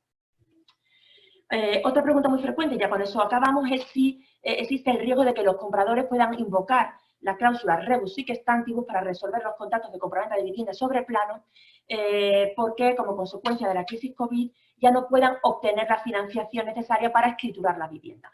Hemos de decir que en la anterior crisis económica el Tribunal Supremo ha declarado que con carácter general no se puede invocar la aplicación de esta cláusula para no cumplir obligaciones de carácter pecuniario, pero no cierra la puerta del todo. Si se puede probar una imposibilidad total por parte del consumidor de obtener esta financiación por el cambio de sus circunstancias en relación con anterioridad a la crisis COVID y la situación actual en el momento de escriturar, y bueno, las condiciones exigidas por la ayuda financiera que no se pueden cumplir, si se cumplen debidamente esta actividad probatoria, pues existiría la posibilidad de resolver los contratos por imposibilidad de obtener esta financiación, pero con carácter muy excepcional. Existen otras muchas más cuestiones, pero que no podemos exponer por falta de tiempo y quedamos a su disposición para lo que necesiten. Le doy la palabra a mi compañero Agustín. Hola, buenos días a todos. Encantado de saludaros. En primer lugar, agradecer la colaboración y la disponibilidad de tanto SECO, el Ayuntamiento de Córdoba, AFACO y la Cámara de Comercio para poder organizar esta webinar. Vamos a tratar brevemente, porque nos estamos comiendo el tiempo al que nos comprometimos finalizar la webinar, aspectos administrativos de consultas recurrentes que estamos recibiendo de los clientes. Y lo vamos a estructurar en 3 apartados. El primero, trataremos qué medidas se ha adoptado por parte del Gobierno para suspender tanto los procedimientos como los plazos administrativos. Por otro lado, las medidas de mayor calado que ha adoptado tanto el Gobierno como en particular la Junta de Andalucía en materia de contratación administrativa y al final una información entendemos bastante útil a aquellas entidades que han resultado beneficiarias de contratos administrativos, de subvenciones públicas. En cuanto a los contratos, en cuanto a los procedimientos, con carácter general, los procedimientos debemos entenderlos todos suspendidos y también se suspenden los plazos. ¿Y qué sucede si he recibido un requerimiento o si he recibido o se me han concedido un plazo para formular alegaciones anteriormente a la declaración de estado de alarma, pero que el plazo se ha visto suspendido? Pues nosotros computaremos los primeros días y se reiniciará el cómputo una vez se levante el estado de alarma. El día hábil siguiente a aquel en que se levante el estado de alarma, continuaremos con ese cómputo del plazo administrativo concedido.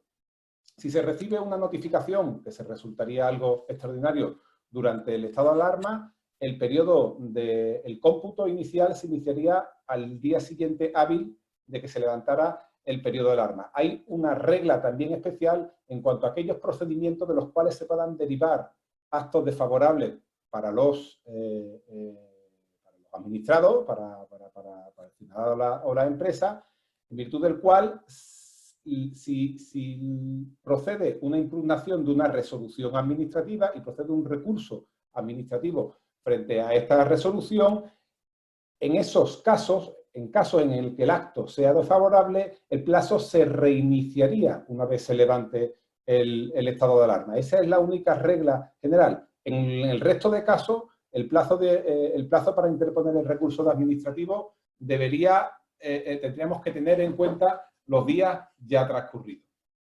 En cuanto a la contratación pública, tres ideas bastante directas.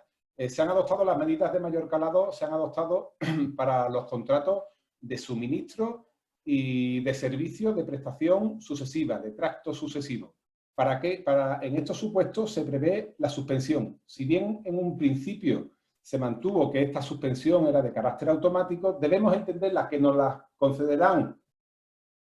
debe conceder la Administración cuando pongamos de manifiesto la imposibilidad de continuar con la prestación, pero somos nosotros los que de forma proactiva tengamos que solicitar a la Administración la suspensión del contrato. ¿Cómo lo solicitamos?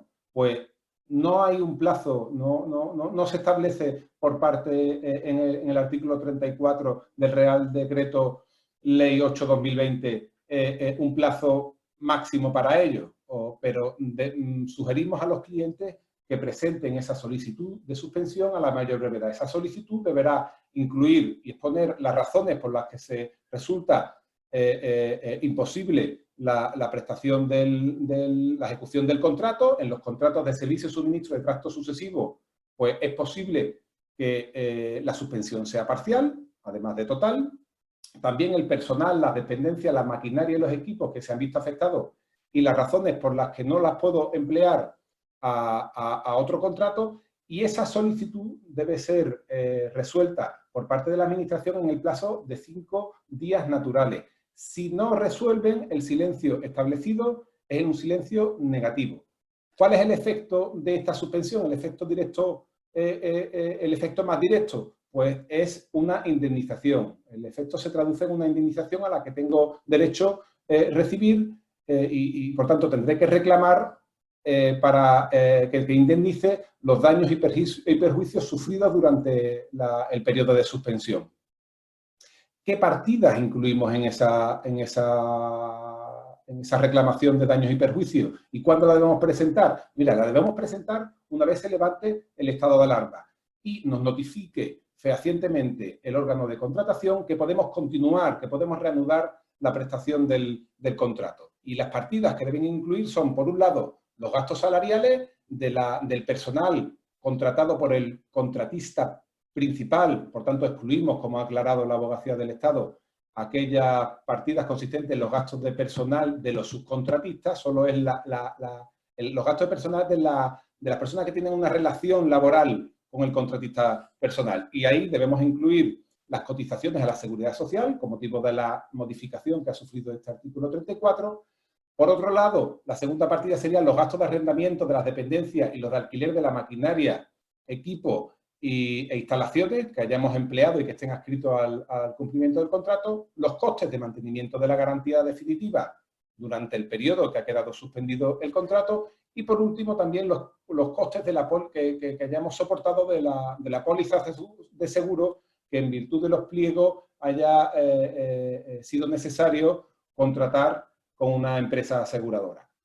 En el contrato de obra, el régimen es similar, si bien tenemos que advertir dos diferencias. Por un lado, en cuanto a las partidas indemnizatorias, porque los gastos salariales vendrán referidos al contrato, al convenio colectivo del sector de la construcción que esté vigente en este momento. En el periodo, es el convenio colectivo del periodo 2017 a 2021.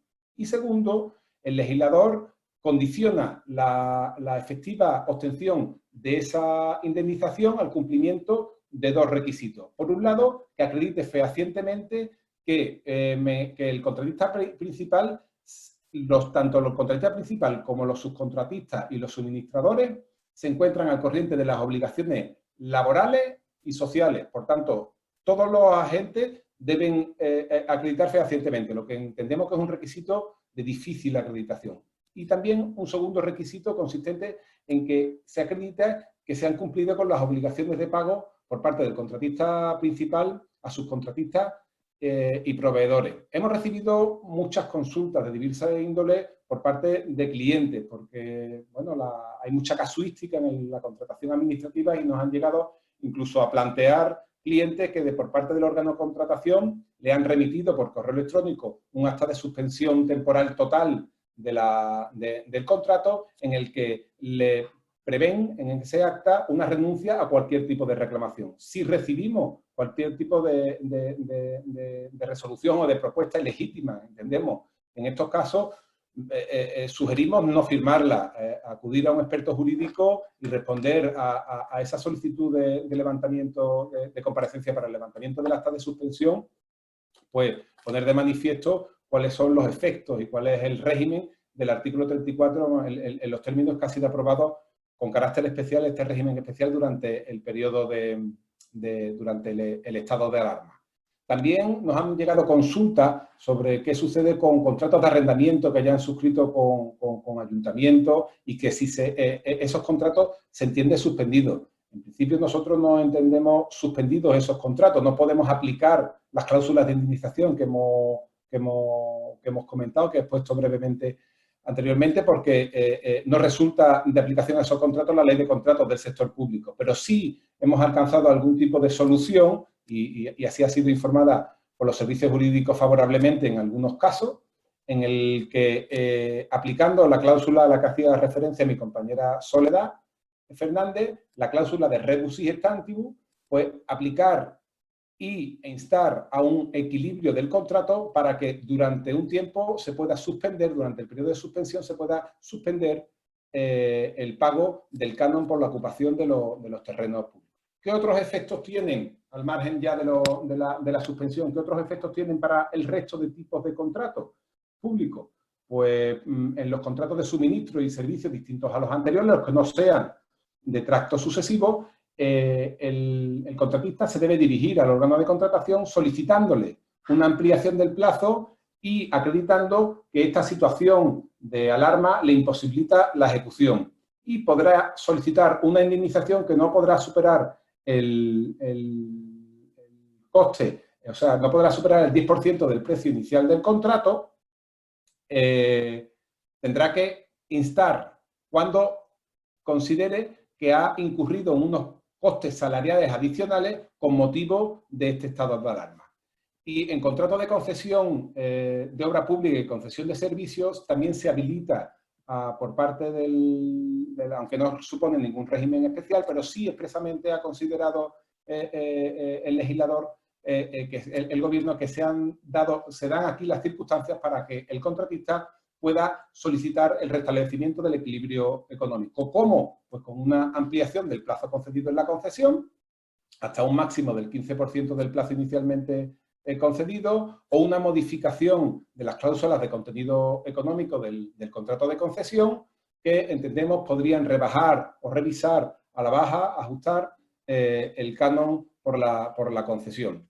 Permitidme que me detenga en el ámbito de contratos suscritos por la Junta de Andalucía o sus entidades instrumentales o sus consorcios, en la medida en que las partidas indemnizatorias en caso de suspensión de los contratos de servicio y de suministro de trastos sucesivos son idénticas, han sido ajustadas a las previstas en el artículo 34 antes descritas, las 4 partidas antes descritas, pero sí se permite en estos casos de contratos suscritos con la Junta de Andalucía que se le pueda liquidar mensualmente o con la periodicidad que establezca el contrato esas liquidaciones con carácter mensual, esas liquidaciones por los daños y perjuicios, por la indemnización de los daños y perjuicios, de forma que vayan recibiendo mensualmente cantidades a cuenta de la indemnización final que le correspondería recibir al contratista, siempre y cuando, como se adopta esta medida especial por parte de la Junta de Andalucía como una medida para el mantenimiento del empleo, siempre y cuando se mantengan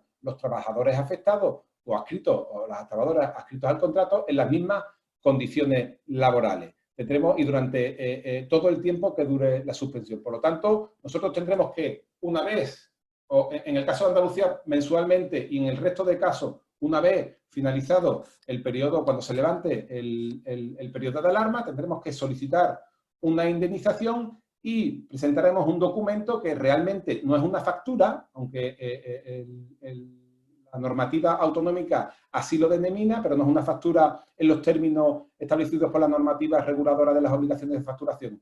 Es un documento en el que debemos desglosar cada una de las partidas indemnizatorias y son conceptos que no están sujetos al IVA.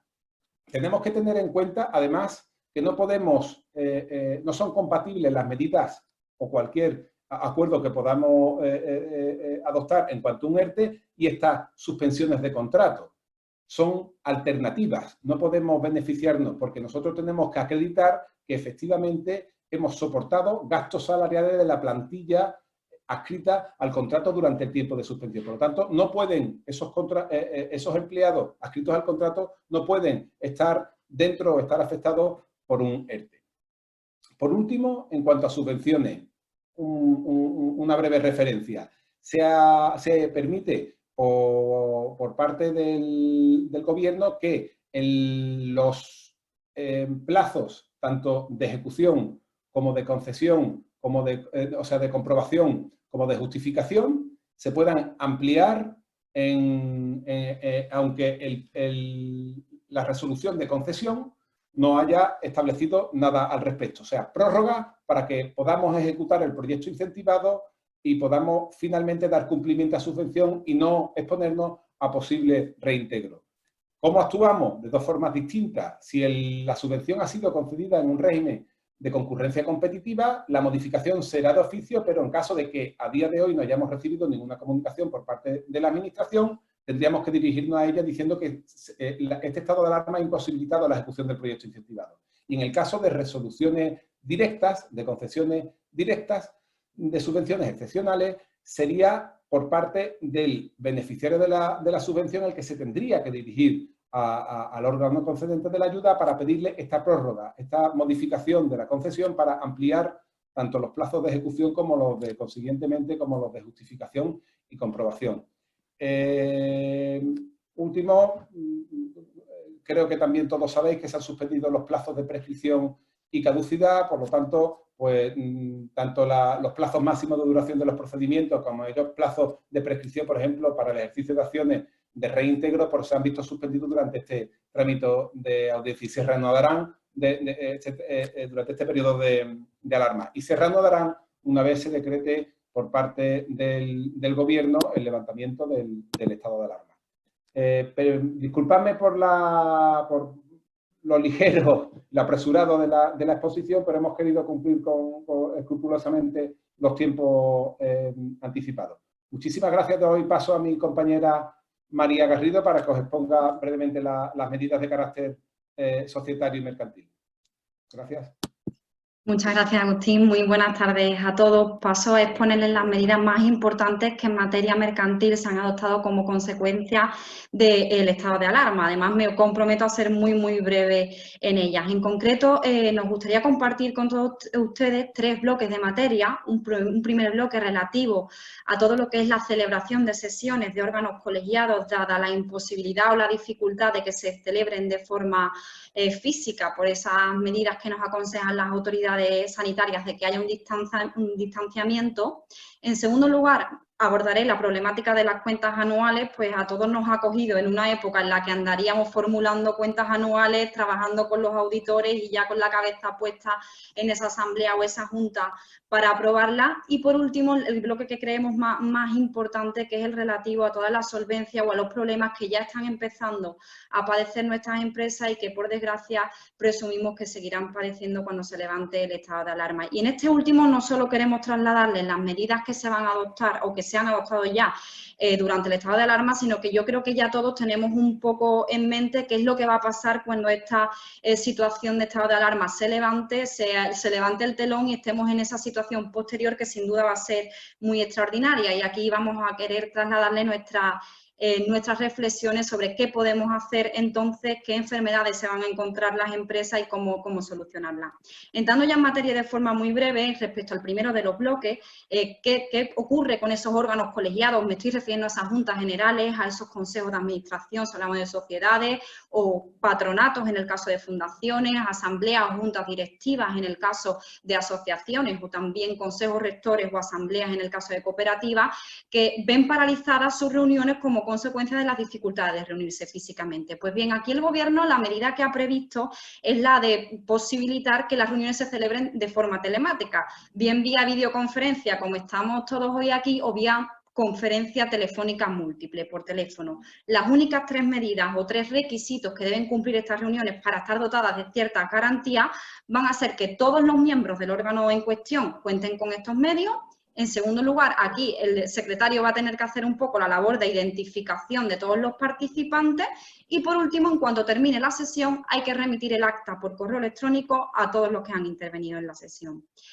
También, y esto solo para los órganos de administración, no para las asambleas de socios o juntas generales, se generaliza un sistema que ya existía para las sociedades mercantiles, que es la posibilidad de que las reuniones se celebren por escrito. El mecanismo es muy sencillo. El presidente remite una propuesta de acuerdo a todos los miembros del órgano de administración y estos cuentan con un plazo de 10 días para remitirle su voto por escrito, tras lo cual se levanta el acta.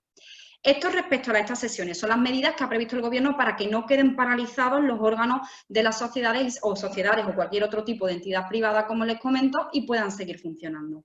Pasando ya al tema de las cuentas anuales, gráficamente podemos hablar que aquí lo que ha hecho el Gobierno es darle a un botón de pausa. Ha pausado todos los plazos de formulación, verificación contable y aprobación de cuentas anuales y le dará al play cuando acabe este estado de alarma. Para la formulación de las cuentas anuales, concretamente, contaremos con un nuevo plazo entero de 3 meses cuando finalice el estado de alarma.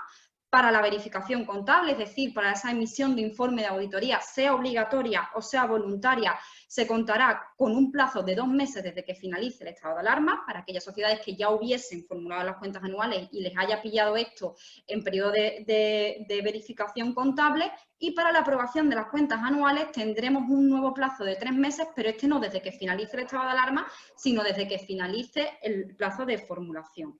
Básicamente, como les decimos, pausamos todas estas obligaciones legales ante las dificultades que se puedan encontrar las entidades y las volveremos a levantar cuando se alce el estado de alarma. Pregunta muy frecuente, ¿aquellas sociedades o cualquier otro tipo de entidad que sí que se encuentre en disposición de formular, verificar o aprobar, puede hacerlo? La respuesta es sí, puede hacerlo perfectamente. Esta no es una obligación de suspender estos plazos, es simplemente una facilidad que el Gobierno ha querido poner a aquellas compañías que por la situación tan extraordinaria en la que nos encontramos, pues encuentren algún tipo de dificultad en el cumplimiento de las mismas.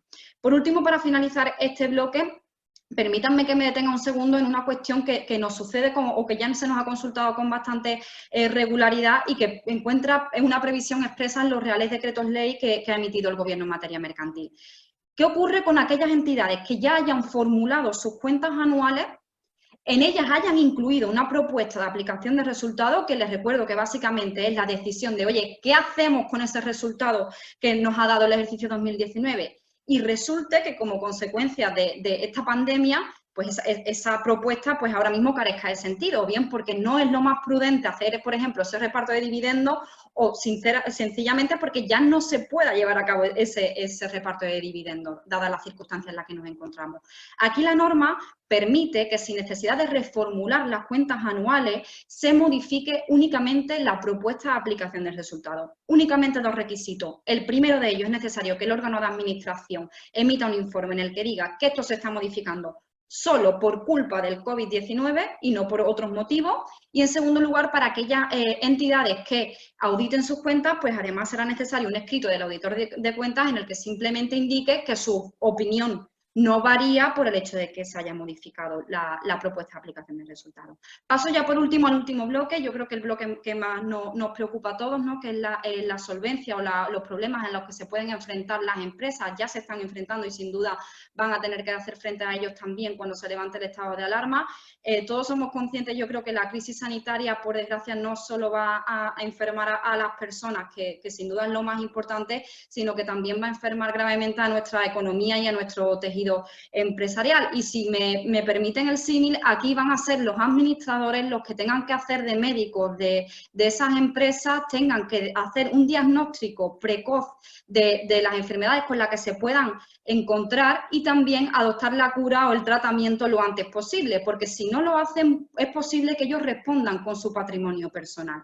En concreto le hablo de dos enfermedades, por así llamarlas, que son las más típicas en las empresas en estas situaciones. La primera de ellas es la del desbalance patrimonial. Básicamente me estoy refiriendo a aquellos supuestos en los que, como consecuencia de pérdidas que van dañando continuamente el balance, nos encontramos con que nuestro activo corriente es inferior a nuestro pasivo corriente y, en consecuencia, el patrimonio neto, los fondos propios, son inferiores a la mitad del capital social. En estos casos, esta fórmula matemática que utiliza la ley de sociedades de capital, en este caso, el administrador que le haga una radiografía a su empresa y se encuentre con esto, tiene la obligación de, en el plazo de 2 meses, convocar a la Junta General para que ésta o meta a su empresa en la UCI y acuerde un aumento de capital, una aportación a fondos propios, un préstamo participativo, o bien acuerde la disolución y liquidación de la misma. Si no lo hace, el administrador que, habiendo detectado esta enfermedad, no tome medidas, como decimos, responde con su patrimonio personal de todas las deudas que nazcan desde que hizo esa radiografía y él fue consciente de esta enfermedad que tiene su empresa. Durante el estado de alarma se paralizan ambas obligaciones, la de convocar la Junta en 2 meses y la de responder de las deudas sociales. Más allá del estado de alarma, que es lo que les comentaba, que yo creo que ya todos tenemos la mente puesta en él, ¿y después qué? Pues ahí nuestro consejo va por un férreo deber de diligencia de los administradores que estén muy pendientes de la situación de las empresas para poder adoptar medidas a tiempo y, 1, salvarlas y 2, exonerarse de responsabilidad. La segunda enfermedad, y con esto acabo, a la que me refiero es la insolvencia. Nos encontramos en situación de insolvencia cuando es imposible el pago de nuestras obligaciones exigibles. Es decir, tenemos una falta de liquidez que no es puntual, sino que es estructural y nos va a impedir hacer los pagos que deberíamos hacer. En esos casos, la obligación del órgano de administración no es la de convocar la Junta, es la de directamente solicitar el concurso de acreedores. Y si se incumple, tenemos las mismas consecuencias, que son las de que el órgano de administración, el administrador, va a responder de las deudas. de nuevo esas obligaciones se paran en el estado de alarma. Como hablábamos al principio, esto parece que le hemos dado al botón de pausa y que no vamos a reactivar todo esto hasta que acabe el estado de alarma. No solo va a pasar con la obligación de solicitar el concurso, sino que también vamos a darle al pause respecto al famoso preconcurso, es decir, aquellas entidades que antes de la declaración del estado de alarma hayan comunicado al juzgado que está en situación de insolvencia, pero que por favor le dé 4 meses para intentar llegar con sus acreedores a un acuerdo y salir de esa situación, y esos 4 meses acaben durante el estado de alarma y no haya conseguido alcanzar ese acuerdo, tampoco tendrá que adoptar medidas ahora, sino que podrá hacerlo después.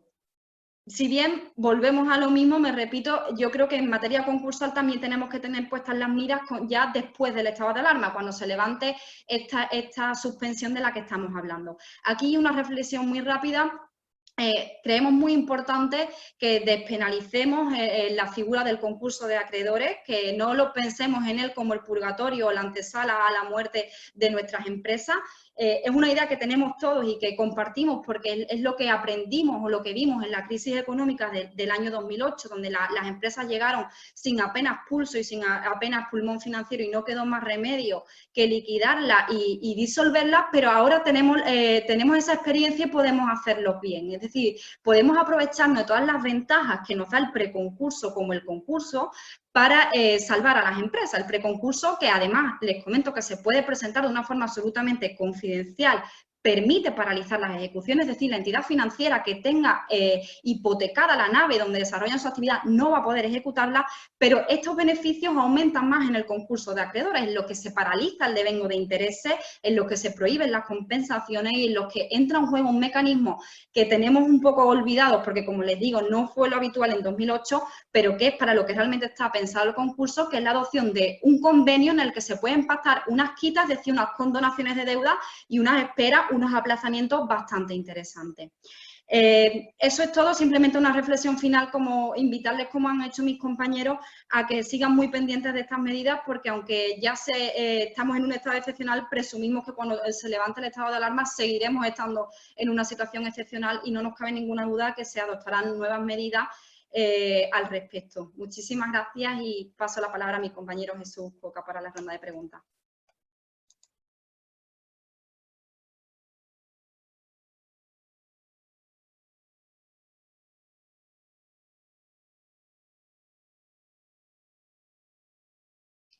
Jesús, por favor, ¿puedes conectar el micrófono? Muchas gracias, María. Decía, gracias por esa excelente exposición, igual que al resto de compañeros que han sabido explicar perfectamente las situaciones por las que estamos atravesando y sobre todo dar respuestas prácticas a esos casos que nos estamos encontrando. Yo, sin dilatar más, quería pasar a María, Martínez Aviar para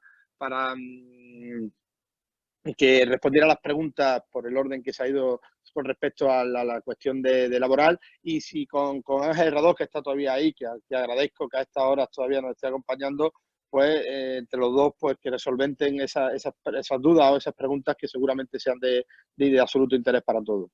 María, por favor, te cedo la palabra. Gracias. Muchísimas gracias, Jesús.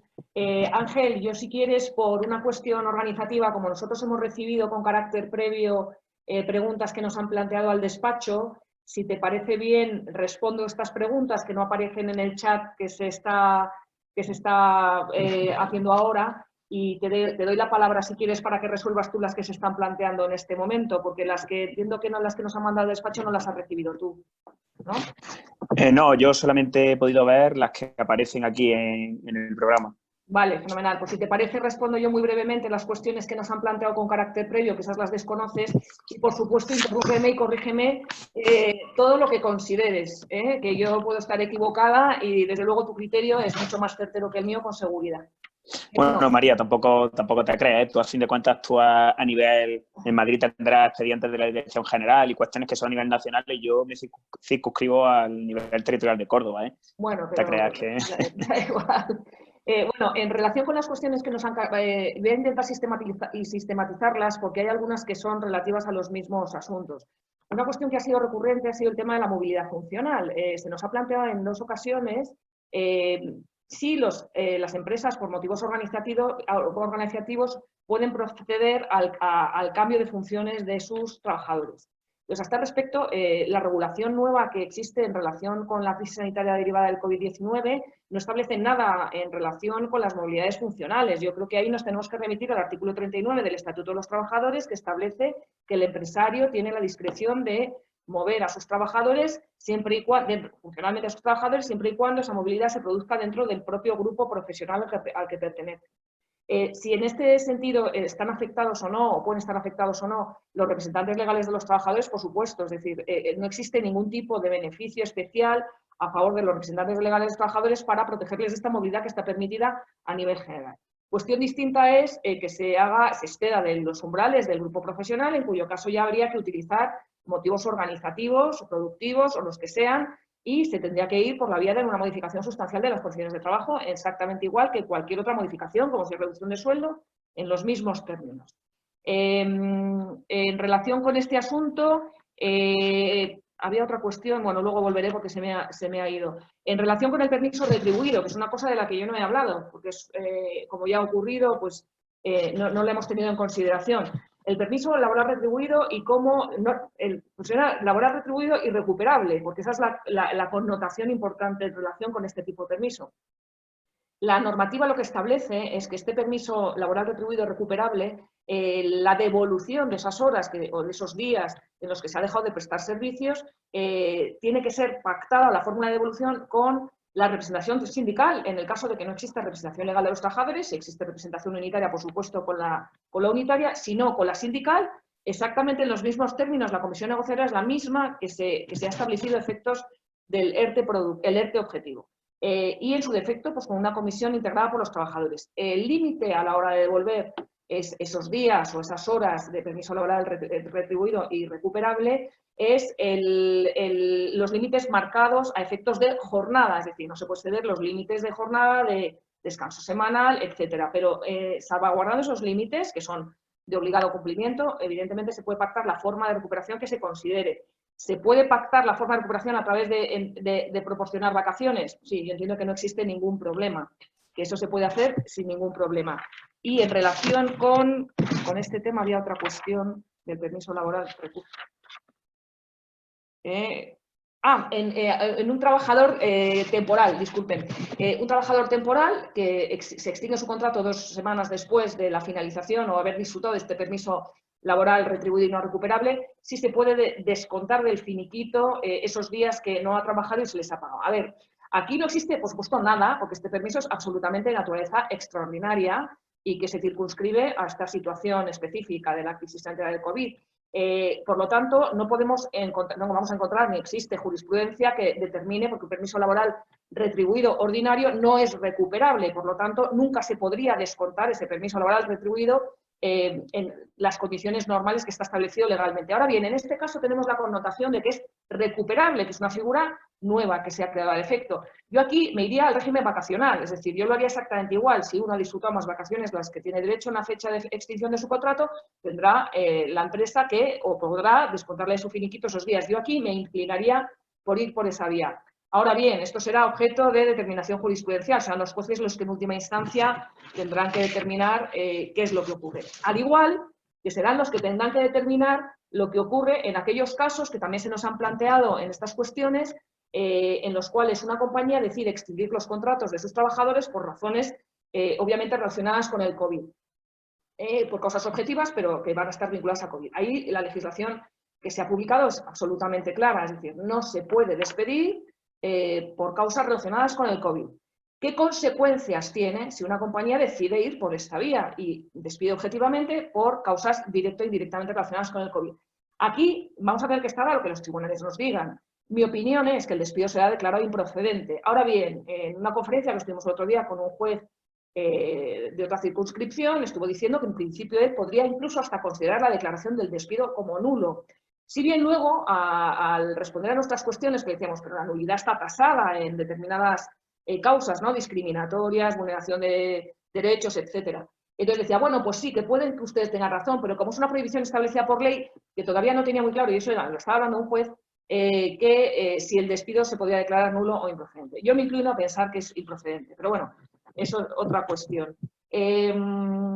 Y yo creo que nada más, porque yo creo que otras de las cuestiones que se han planteado han sido respondidas y tampoco me quiero extender más. Con lo cual te cedo la palabra, Ángel, para contestar lo que tú consideres o puntualizar lo que quieras. Bueno, pues nada, muchísimas gracias, María, por darme la oportunidad. Yo la verdad que Jesús, en la relación que he aguantado todo el rato, no he aguantado, he estado aquí muy a gusto y a fin de cuentas que me siento entre colegas. Yo soy letrado de la Seguridad Social, a fin de cuentas abogado como vosotros, es cierto, abogado solo para la administración en este caso, de la Seguridad Social, pero ya digo, yo encantado de estar aquí enriqueciéndome con distintos conocedores del mundo jurídico y muy útil también los apuntes de derecho administrativo, que también tenemos otros problemas en la delegación en relación con los distintos contratos administrativos que manejamos. En todo caso, en relación con las preguntas que se han planteado aquí, que estoy viendo en el panel, veo por aquí, a ver, aquí veo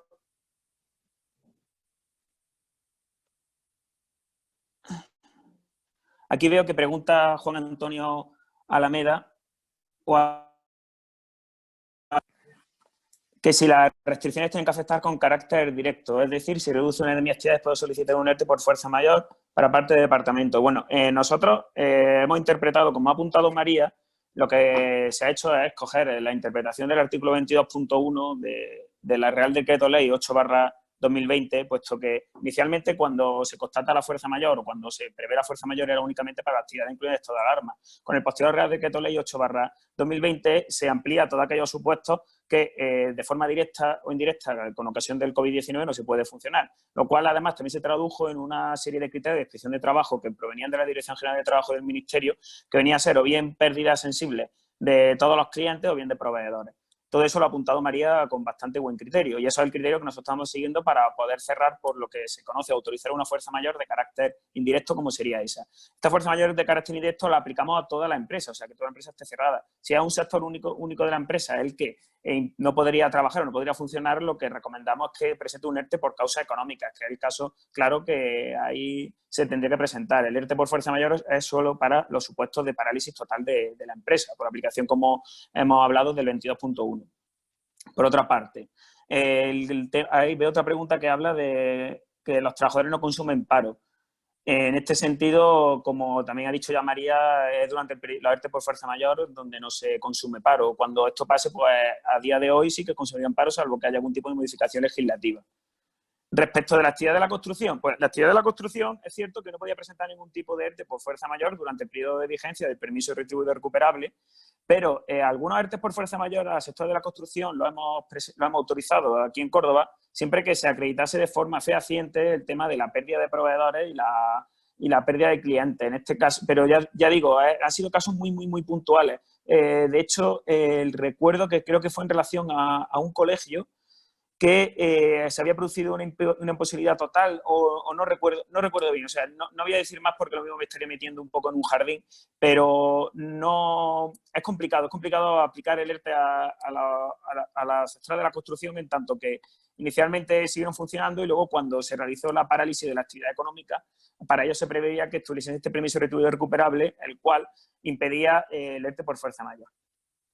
Y por otra parte, veo qué ocurre con los trabajadores que se encuentran en situación de IT.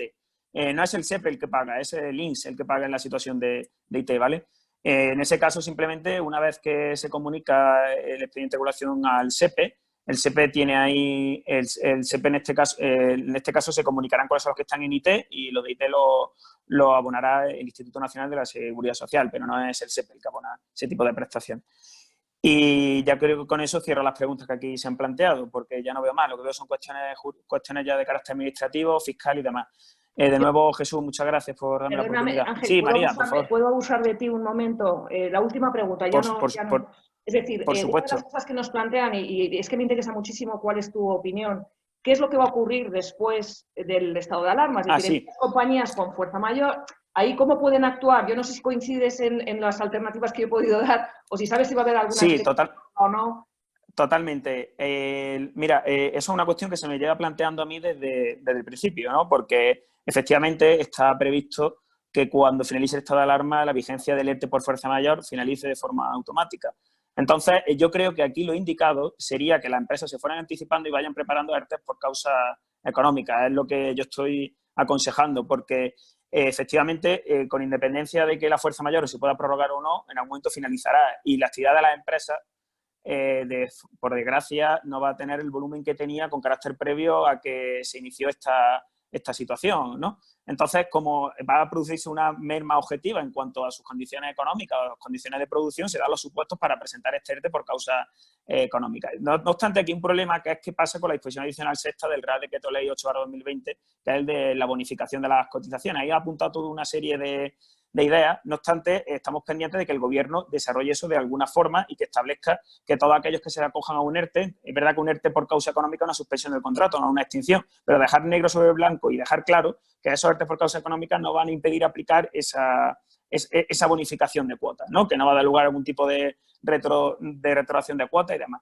Y luego también hay otra cuestión que a mí, que no se ha planteado aquí, pero que sí que me trasladan muchos empresarios preocupados, que es qué ocurre con todos aquellos todos silencios positivos que a posteriori la Inspección de Trabajo considere que no lo son. Eso también es un tema que el Gobierno tendrá en algún momento que poner negro sobre el blanco, porque con la normativa de seguridad social tienen 4 años para revisar revisar esa bonificación de cotizaciones y eventualmente podrían exigir la devolución de las mismas y una sanción. Digo devolución de las mismas porque el efecto que ha supuesto el ERTE por fuerza mayor es la bonificación de las cotizaciones sociales para el empresario. En tanto que el supuesto ERTE siempre ha habido. Quiero decir, si el ERTE no es por fuerza mayor, el ERTE en esa situación habría sido por causa económica, porque evidentemente han tenido una merma de producción, ya sea bien por una causa de fuerza mayor o bien por causa económica, y si no se constatase posterior la fuerza mayor por parte de Inspección de Trabajo, yo creo que lo que tendría que hacer el Gobierno sería en todo caso exigir la devolución de las cotizaciones, pero no más, aunque así todo esto ya un poco de, digamos, de ciencia jurídica ficción, ya que no está escrito por ninguna parte y está pendiente, ¿no?, que se desarrolle. Y nada más, María, no sé si eso... Sí, una última cuestión, porque yo entiendo que dentro de las personas que nos están viendo habrá muchos con establecimientos cuya apertura se va a retrasar en el tiempo, es decir, que o bien el municipio o la comunidad autónoma o por legislación estatal, pues hay a lo mejor los bares se retrase con independencia de la finalización del estado de alarma. Entonces, de esos casos, o colegios, universidades, que eso ya sabemos a ciencia cierta que no se van a reanudar, en esos casos en los que sí que está constatada la existencia de fuerza mayor, porque es clara, ¿qué va a pasar después? Porque sí que van a seguir con el impedimento de apertura. Entonces, ahí sería posible, o tú qué piensas, ¿se podrá pedir otro ERTE por fuerza mayor, aunque sea fuera del estado de alarma? Hombre, habría que modificar las condiciones en las cuales está ahora mismo dispuesto el ERTE por fuerza mayor. Está sujeto a esta situación de estado de alarma. A lo mejor se podría, ampliando el 22.1, que tú has mencionado bien y que alude a las disposiciones normativas. Nosotros hemos autorizado ERTE por fuerza mayor a dentistas y odontólogos porque había una orden del consejero de salud de la Junta de Andalucía que disponía el cierre de estos centros salvo para urgencias. Entonces, de acuerdo con el 22.1, que es una norma que no tiene por qué dejar de estar en vigor cuando finalice el estado de alarma, si hay una norma que impide la apertura de estos centros que tú me hablas, yo creo que la fuerza mayor también se podría reconducir por ahí. Ah, fenomenal. Muchas gracias. O sea, eso es lo que yo considero, pero a fin de cuentas esto no deja de ser opiniones jurídicas, ¿sabes? Que no lo tomes como dogma de fe ni mucho menos. No, pero bueno, es un criterio muy, muy a seguir. Muchas gracias, ¿eh? No, gracias a vosotros. Y ya cedo la palabra al resto de mis compañeros para que contesten lo que consideren. Gracias, María. Hay una pregunta, pero es de carácter tributario, pero no es de especialidad. Me tiro a la piscina porque he tenido que recabar la opinión de mis compañeros al respecto. ¿Qué pasa cuando se llega a un acuerdo con el arrendatario y, bueno, pues no se van a cobrar rentas durante algunos meses o se va a retrasar su cobro? Pues el matiz aquí es importante y según mis compañeros de tributario, es mejor no usar la palabra condonación o perdonación o perdón o remisión de las rentas, sino que es importante establecer claramente que se suspenden los efectos del contrato, que se suspende el devengo de las rentas. ¿Para qué? Para evitar que durante los meses en los que no se va a pagar la renta, pues no se devengue el IVA y haya que facturar e ingresar el IVA. Y cuando lo que se hace es que se concede una moratoria en el pago de la renta, volvemos a insistir que el matiz es importante, porque si se concede un aplazamiento en el pago, pero la renta es exigible desde el mismo momento en que se hubiera devengado mensualmente, tendría que ingresarse el IVA correspondiente a esas mensualidades que no se abonan, aunque efectivamente se paguen con posterioridad. Con lo cual, hay que ser muy cuidadoso en la redacción del contrato y prever, por ejemplo, que durante X meses se suspenden los efectos del contrato o se suspende el devengo de la renta y que en los X meses posteriores se va a devengar una renta superior. Pero bueno, aún así, tomar esta respuesta con las debidas cautelas y nos comprometemos a que un compañero nuestro, especialista en Derecho Tributario, pues le responda con mayor precisión que yo.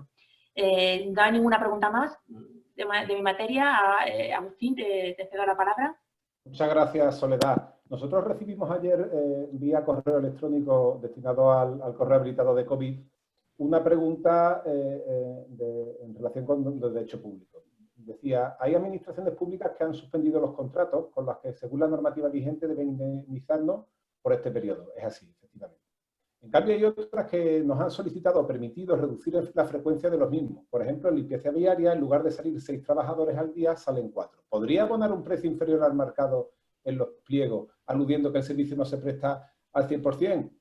Nosotros entendemos que, por supuesto, lo que se está produciendo en ese caso es una suspensión parcial. Y lo que nosotros sugerimos es que solicite esa suspensión parcial del contrato ante el órgano de contratación, puesto que sin que sea estimado a esa suspensión, después va a ser muy difícil que puedan reclamar y que puedan recibir la indemnización por esa parte del contrato que se ha visto suspendida. Y después continúa la pregunta diciendo, otro caso son aquellos organismos públicos que no han contestado nuestra solicitud y seguimos prestando el servicio con normalidad. Estos no podrían poner ningún problema en lo que respecta a la facturación, ¿no? Si el servicio se está prestando con normalidad, por supuesto que la facturación se deberá producir con normalidad y ellos deberán pagar completamente el precio del contrato. Lo que no casa es que se haya solicitado la suspensión cuando siguen prestando con normalidad el servicio. Ahí hay cierta incongruencia. Y después hemos recibido otra pregunta aquí en el chat. Dice, una vez pedido el cese por el decreto de estado de alarma y haber sido aceptado, entiendo que se refiere a un contrato administrativo y que ha solicitado la suspensión. En el caso de que contrataran una actividad online, ¿cómo debería gestionar esta situación, aunque sea un servicio de poco coste? Una vez acabado el estado de alarma, ¿tengo que hacer algo para reanudar mi actividad o se activa automáticamente? Bueno, la verdad es que nos choca que una actividad online pueda ser susceptible de suspensión. Habría que ver en ese caso, pero entendemos, dice aquí, que ha sido aceptada que ha sido estimada esa solicitud de suspensión por parte de la Administración. ¿Qué debería hacer? Pues nosotros sugerimos que sean proactivos. Una vez se levante el estado de alarma y se eliminen los obstáculos para la prestación y para la ejecución de ese contrato, nosotros solicitemos al órgano de contratación que levante la suspensión para que se pueda seguir desarrollando con normalidad el contrato. Estas son las dos cuestiones y espero haber podido responderlas con continuo. En cualquier caso, estamos a plena disposición para resolver esta y otras cuestiones o dar mayores detalles en cualquier momento. Muchísimas gracias. Paso, no sé si María ha recibido alguna pregunta de carácter mercantil. Efectivamente, Agustín, no he conseguido ver ninguna en el chat, pero sí que habíamos recibido alguna con carácter previo que las expongo brevemente. La primera de ellas es cuál es mi responsabilidad como administrador si declaro el concurso de acreedores de mi empresa. Me alegra esta pregunta porque me ayuda a la misión que tenía un poco hoy, que era de quitarle ese carácter de maligno al concurso de acreedores. En principio, la responsabilidad del administrador en un concurso, si hace las cosas bien, un administrador diligente que lleva al día sus cuentas, que está fiscalizando cómo va la compañía, es ninguna. Es decir, que realmente la responsabilidad es ninguna. Solo se deriva responsabilidad a los administradores y además en supuestos muy concretos, que no voy a entrar por el detalle de la ley, pero que quiero que ustedes sepan que no es en todos los casos cuando el administrador no lo ha hecho bien. Cuando estamos hablando de un administrador que lleva una contabilidad espantosa, un administrador que se demora mucho tiempo en presentar el concurso o que ante el miedo de perder los bienes de la compañía, pues lo saca antes de acudir al concurso. Pero fuera de esos supuestos, no hay que tener ese miedo porque no es una responsabilidad ni mucho menos objetiva o directa. Y la segunda, muy rápidamente, nos indicaban que qué puedo hacer yo como administrador si ya he formulado las cuentas antes del estado de alarma y sin tener en cuenta esta situación tan excepcional del COVID-19. Pues una de las soluciones, ya la comentaba en mi exposición, que es la posibilidad que contempla el Real Decreto Ley de modificar la propuesta de aplicación del resultado, pero sí no me gustaría dejar de compartir con ustedes una reflexión que es la que nosotros estamos compartiendo con nuestros clientes. Consideramos que dentro del deber de diligencia que debe tener el administrador, no está de más, por la importancia y el calado de esto que estamos viviendo, que se reformulen las cuentas anuales y que incluso en la memoria se indique como hecho posterior al cierre pues todas las incidencias que pudieran tener estos acontecimientos en las mismas. Poco más, igualmente, igual que mis compañeros, quedo a su entera disposición para aclarar o profundizar en todo lo que consideren. Muchas gracias. Bueno, pues muchas gracias. Creo que han quedado resueltas todas las dudas, o las que se han podido. No obstante, les facilito también un correo electrónico por si tuvieran alguna duda más, que es grupocovid@montero-medioaramburu.com para cualquier duda que puedan tener. Y también agradecerles a esta hora ya de prácticamente el fin de semana que hayan aguantado con nosotros hasta esta altura. También agradecerles a Montero Aramburu que se haya prestado y a sus excelentes profesionales, y eso lo digo como presidente de AFACO, que se hayan mostrado tan diligentes y hayan acudido a la llamada rápida cuanto se les pidió que hacía falta y que era necesario. Y de verdad agradecer, porque creo que en estos momentos complicados es necesaria esta ayuda, y es necesaria pues que despachos como Montero Aramburu, que llevan casi 50 años al pie del cañón y que han pasado por momentos duros igual que estos, pues puedan tener también esa experiencia y puedan resolver pues esas dudas que, si bien son nuevos tiempos y son nuevos retos, seguramente se le podrá dar respuesta desde la profesionalidad, desde la experiencia y del saber hacer de los compañeros. Y por mi parte, dar las gracias a Ángel Herrador, delegado de empleo, que ha estado con nosotros hasta el final. Agradecerle de verdad por su claridad, por su conocimiento y su erudición del derecho no solo laboral, sino del derecho también administrativo, del derecho conjunto. Y simplemente desearle a todos ustedes que intentaremos, conforme vayan produciéndose novedades, intentaremos ir explicándoles y con el compromiso de ese carácter social que siempre nos ha caracterizado. Desearles que tengan ustedes muy buen fin de semana y sobre todo mucha salud, y para aquellos que nos siguen desde Córdoba, recordarles que nosotros tenemos aquí a nuestro custodio de San Rafael, que siempre va a estar con nosotros y que nos va a seguir acompañando. Pues muchas gracias a todos y buenas tardes.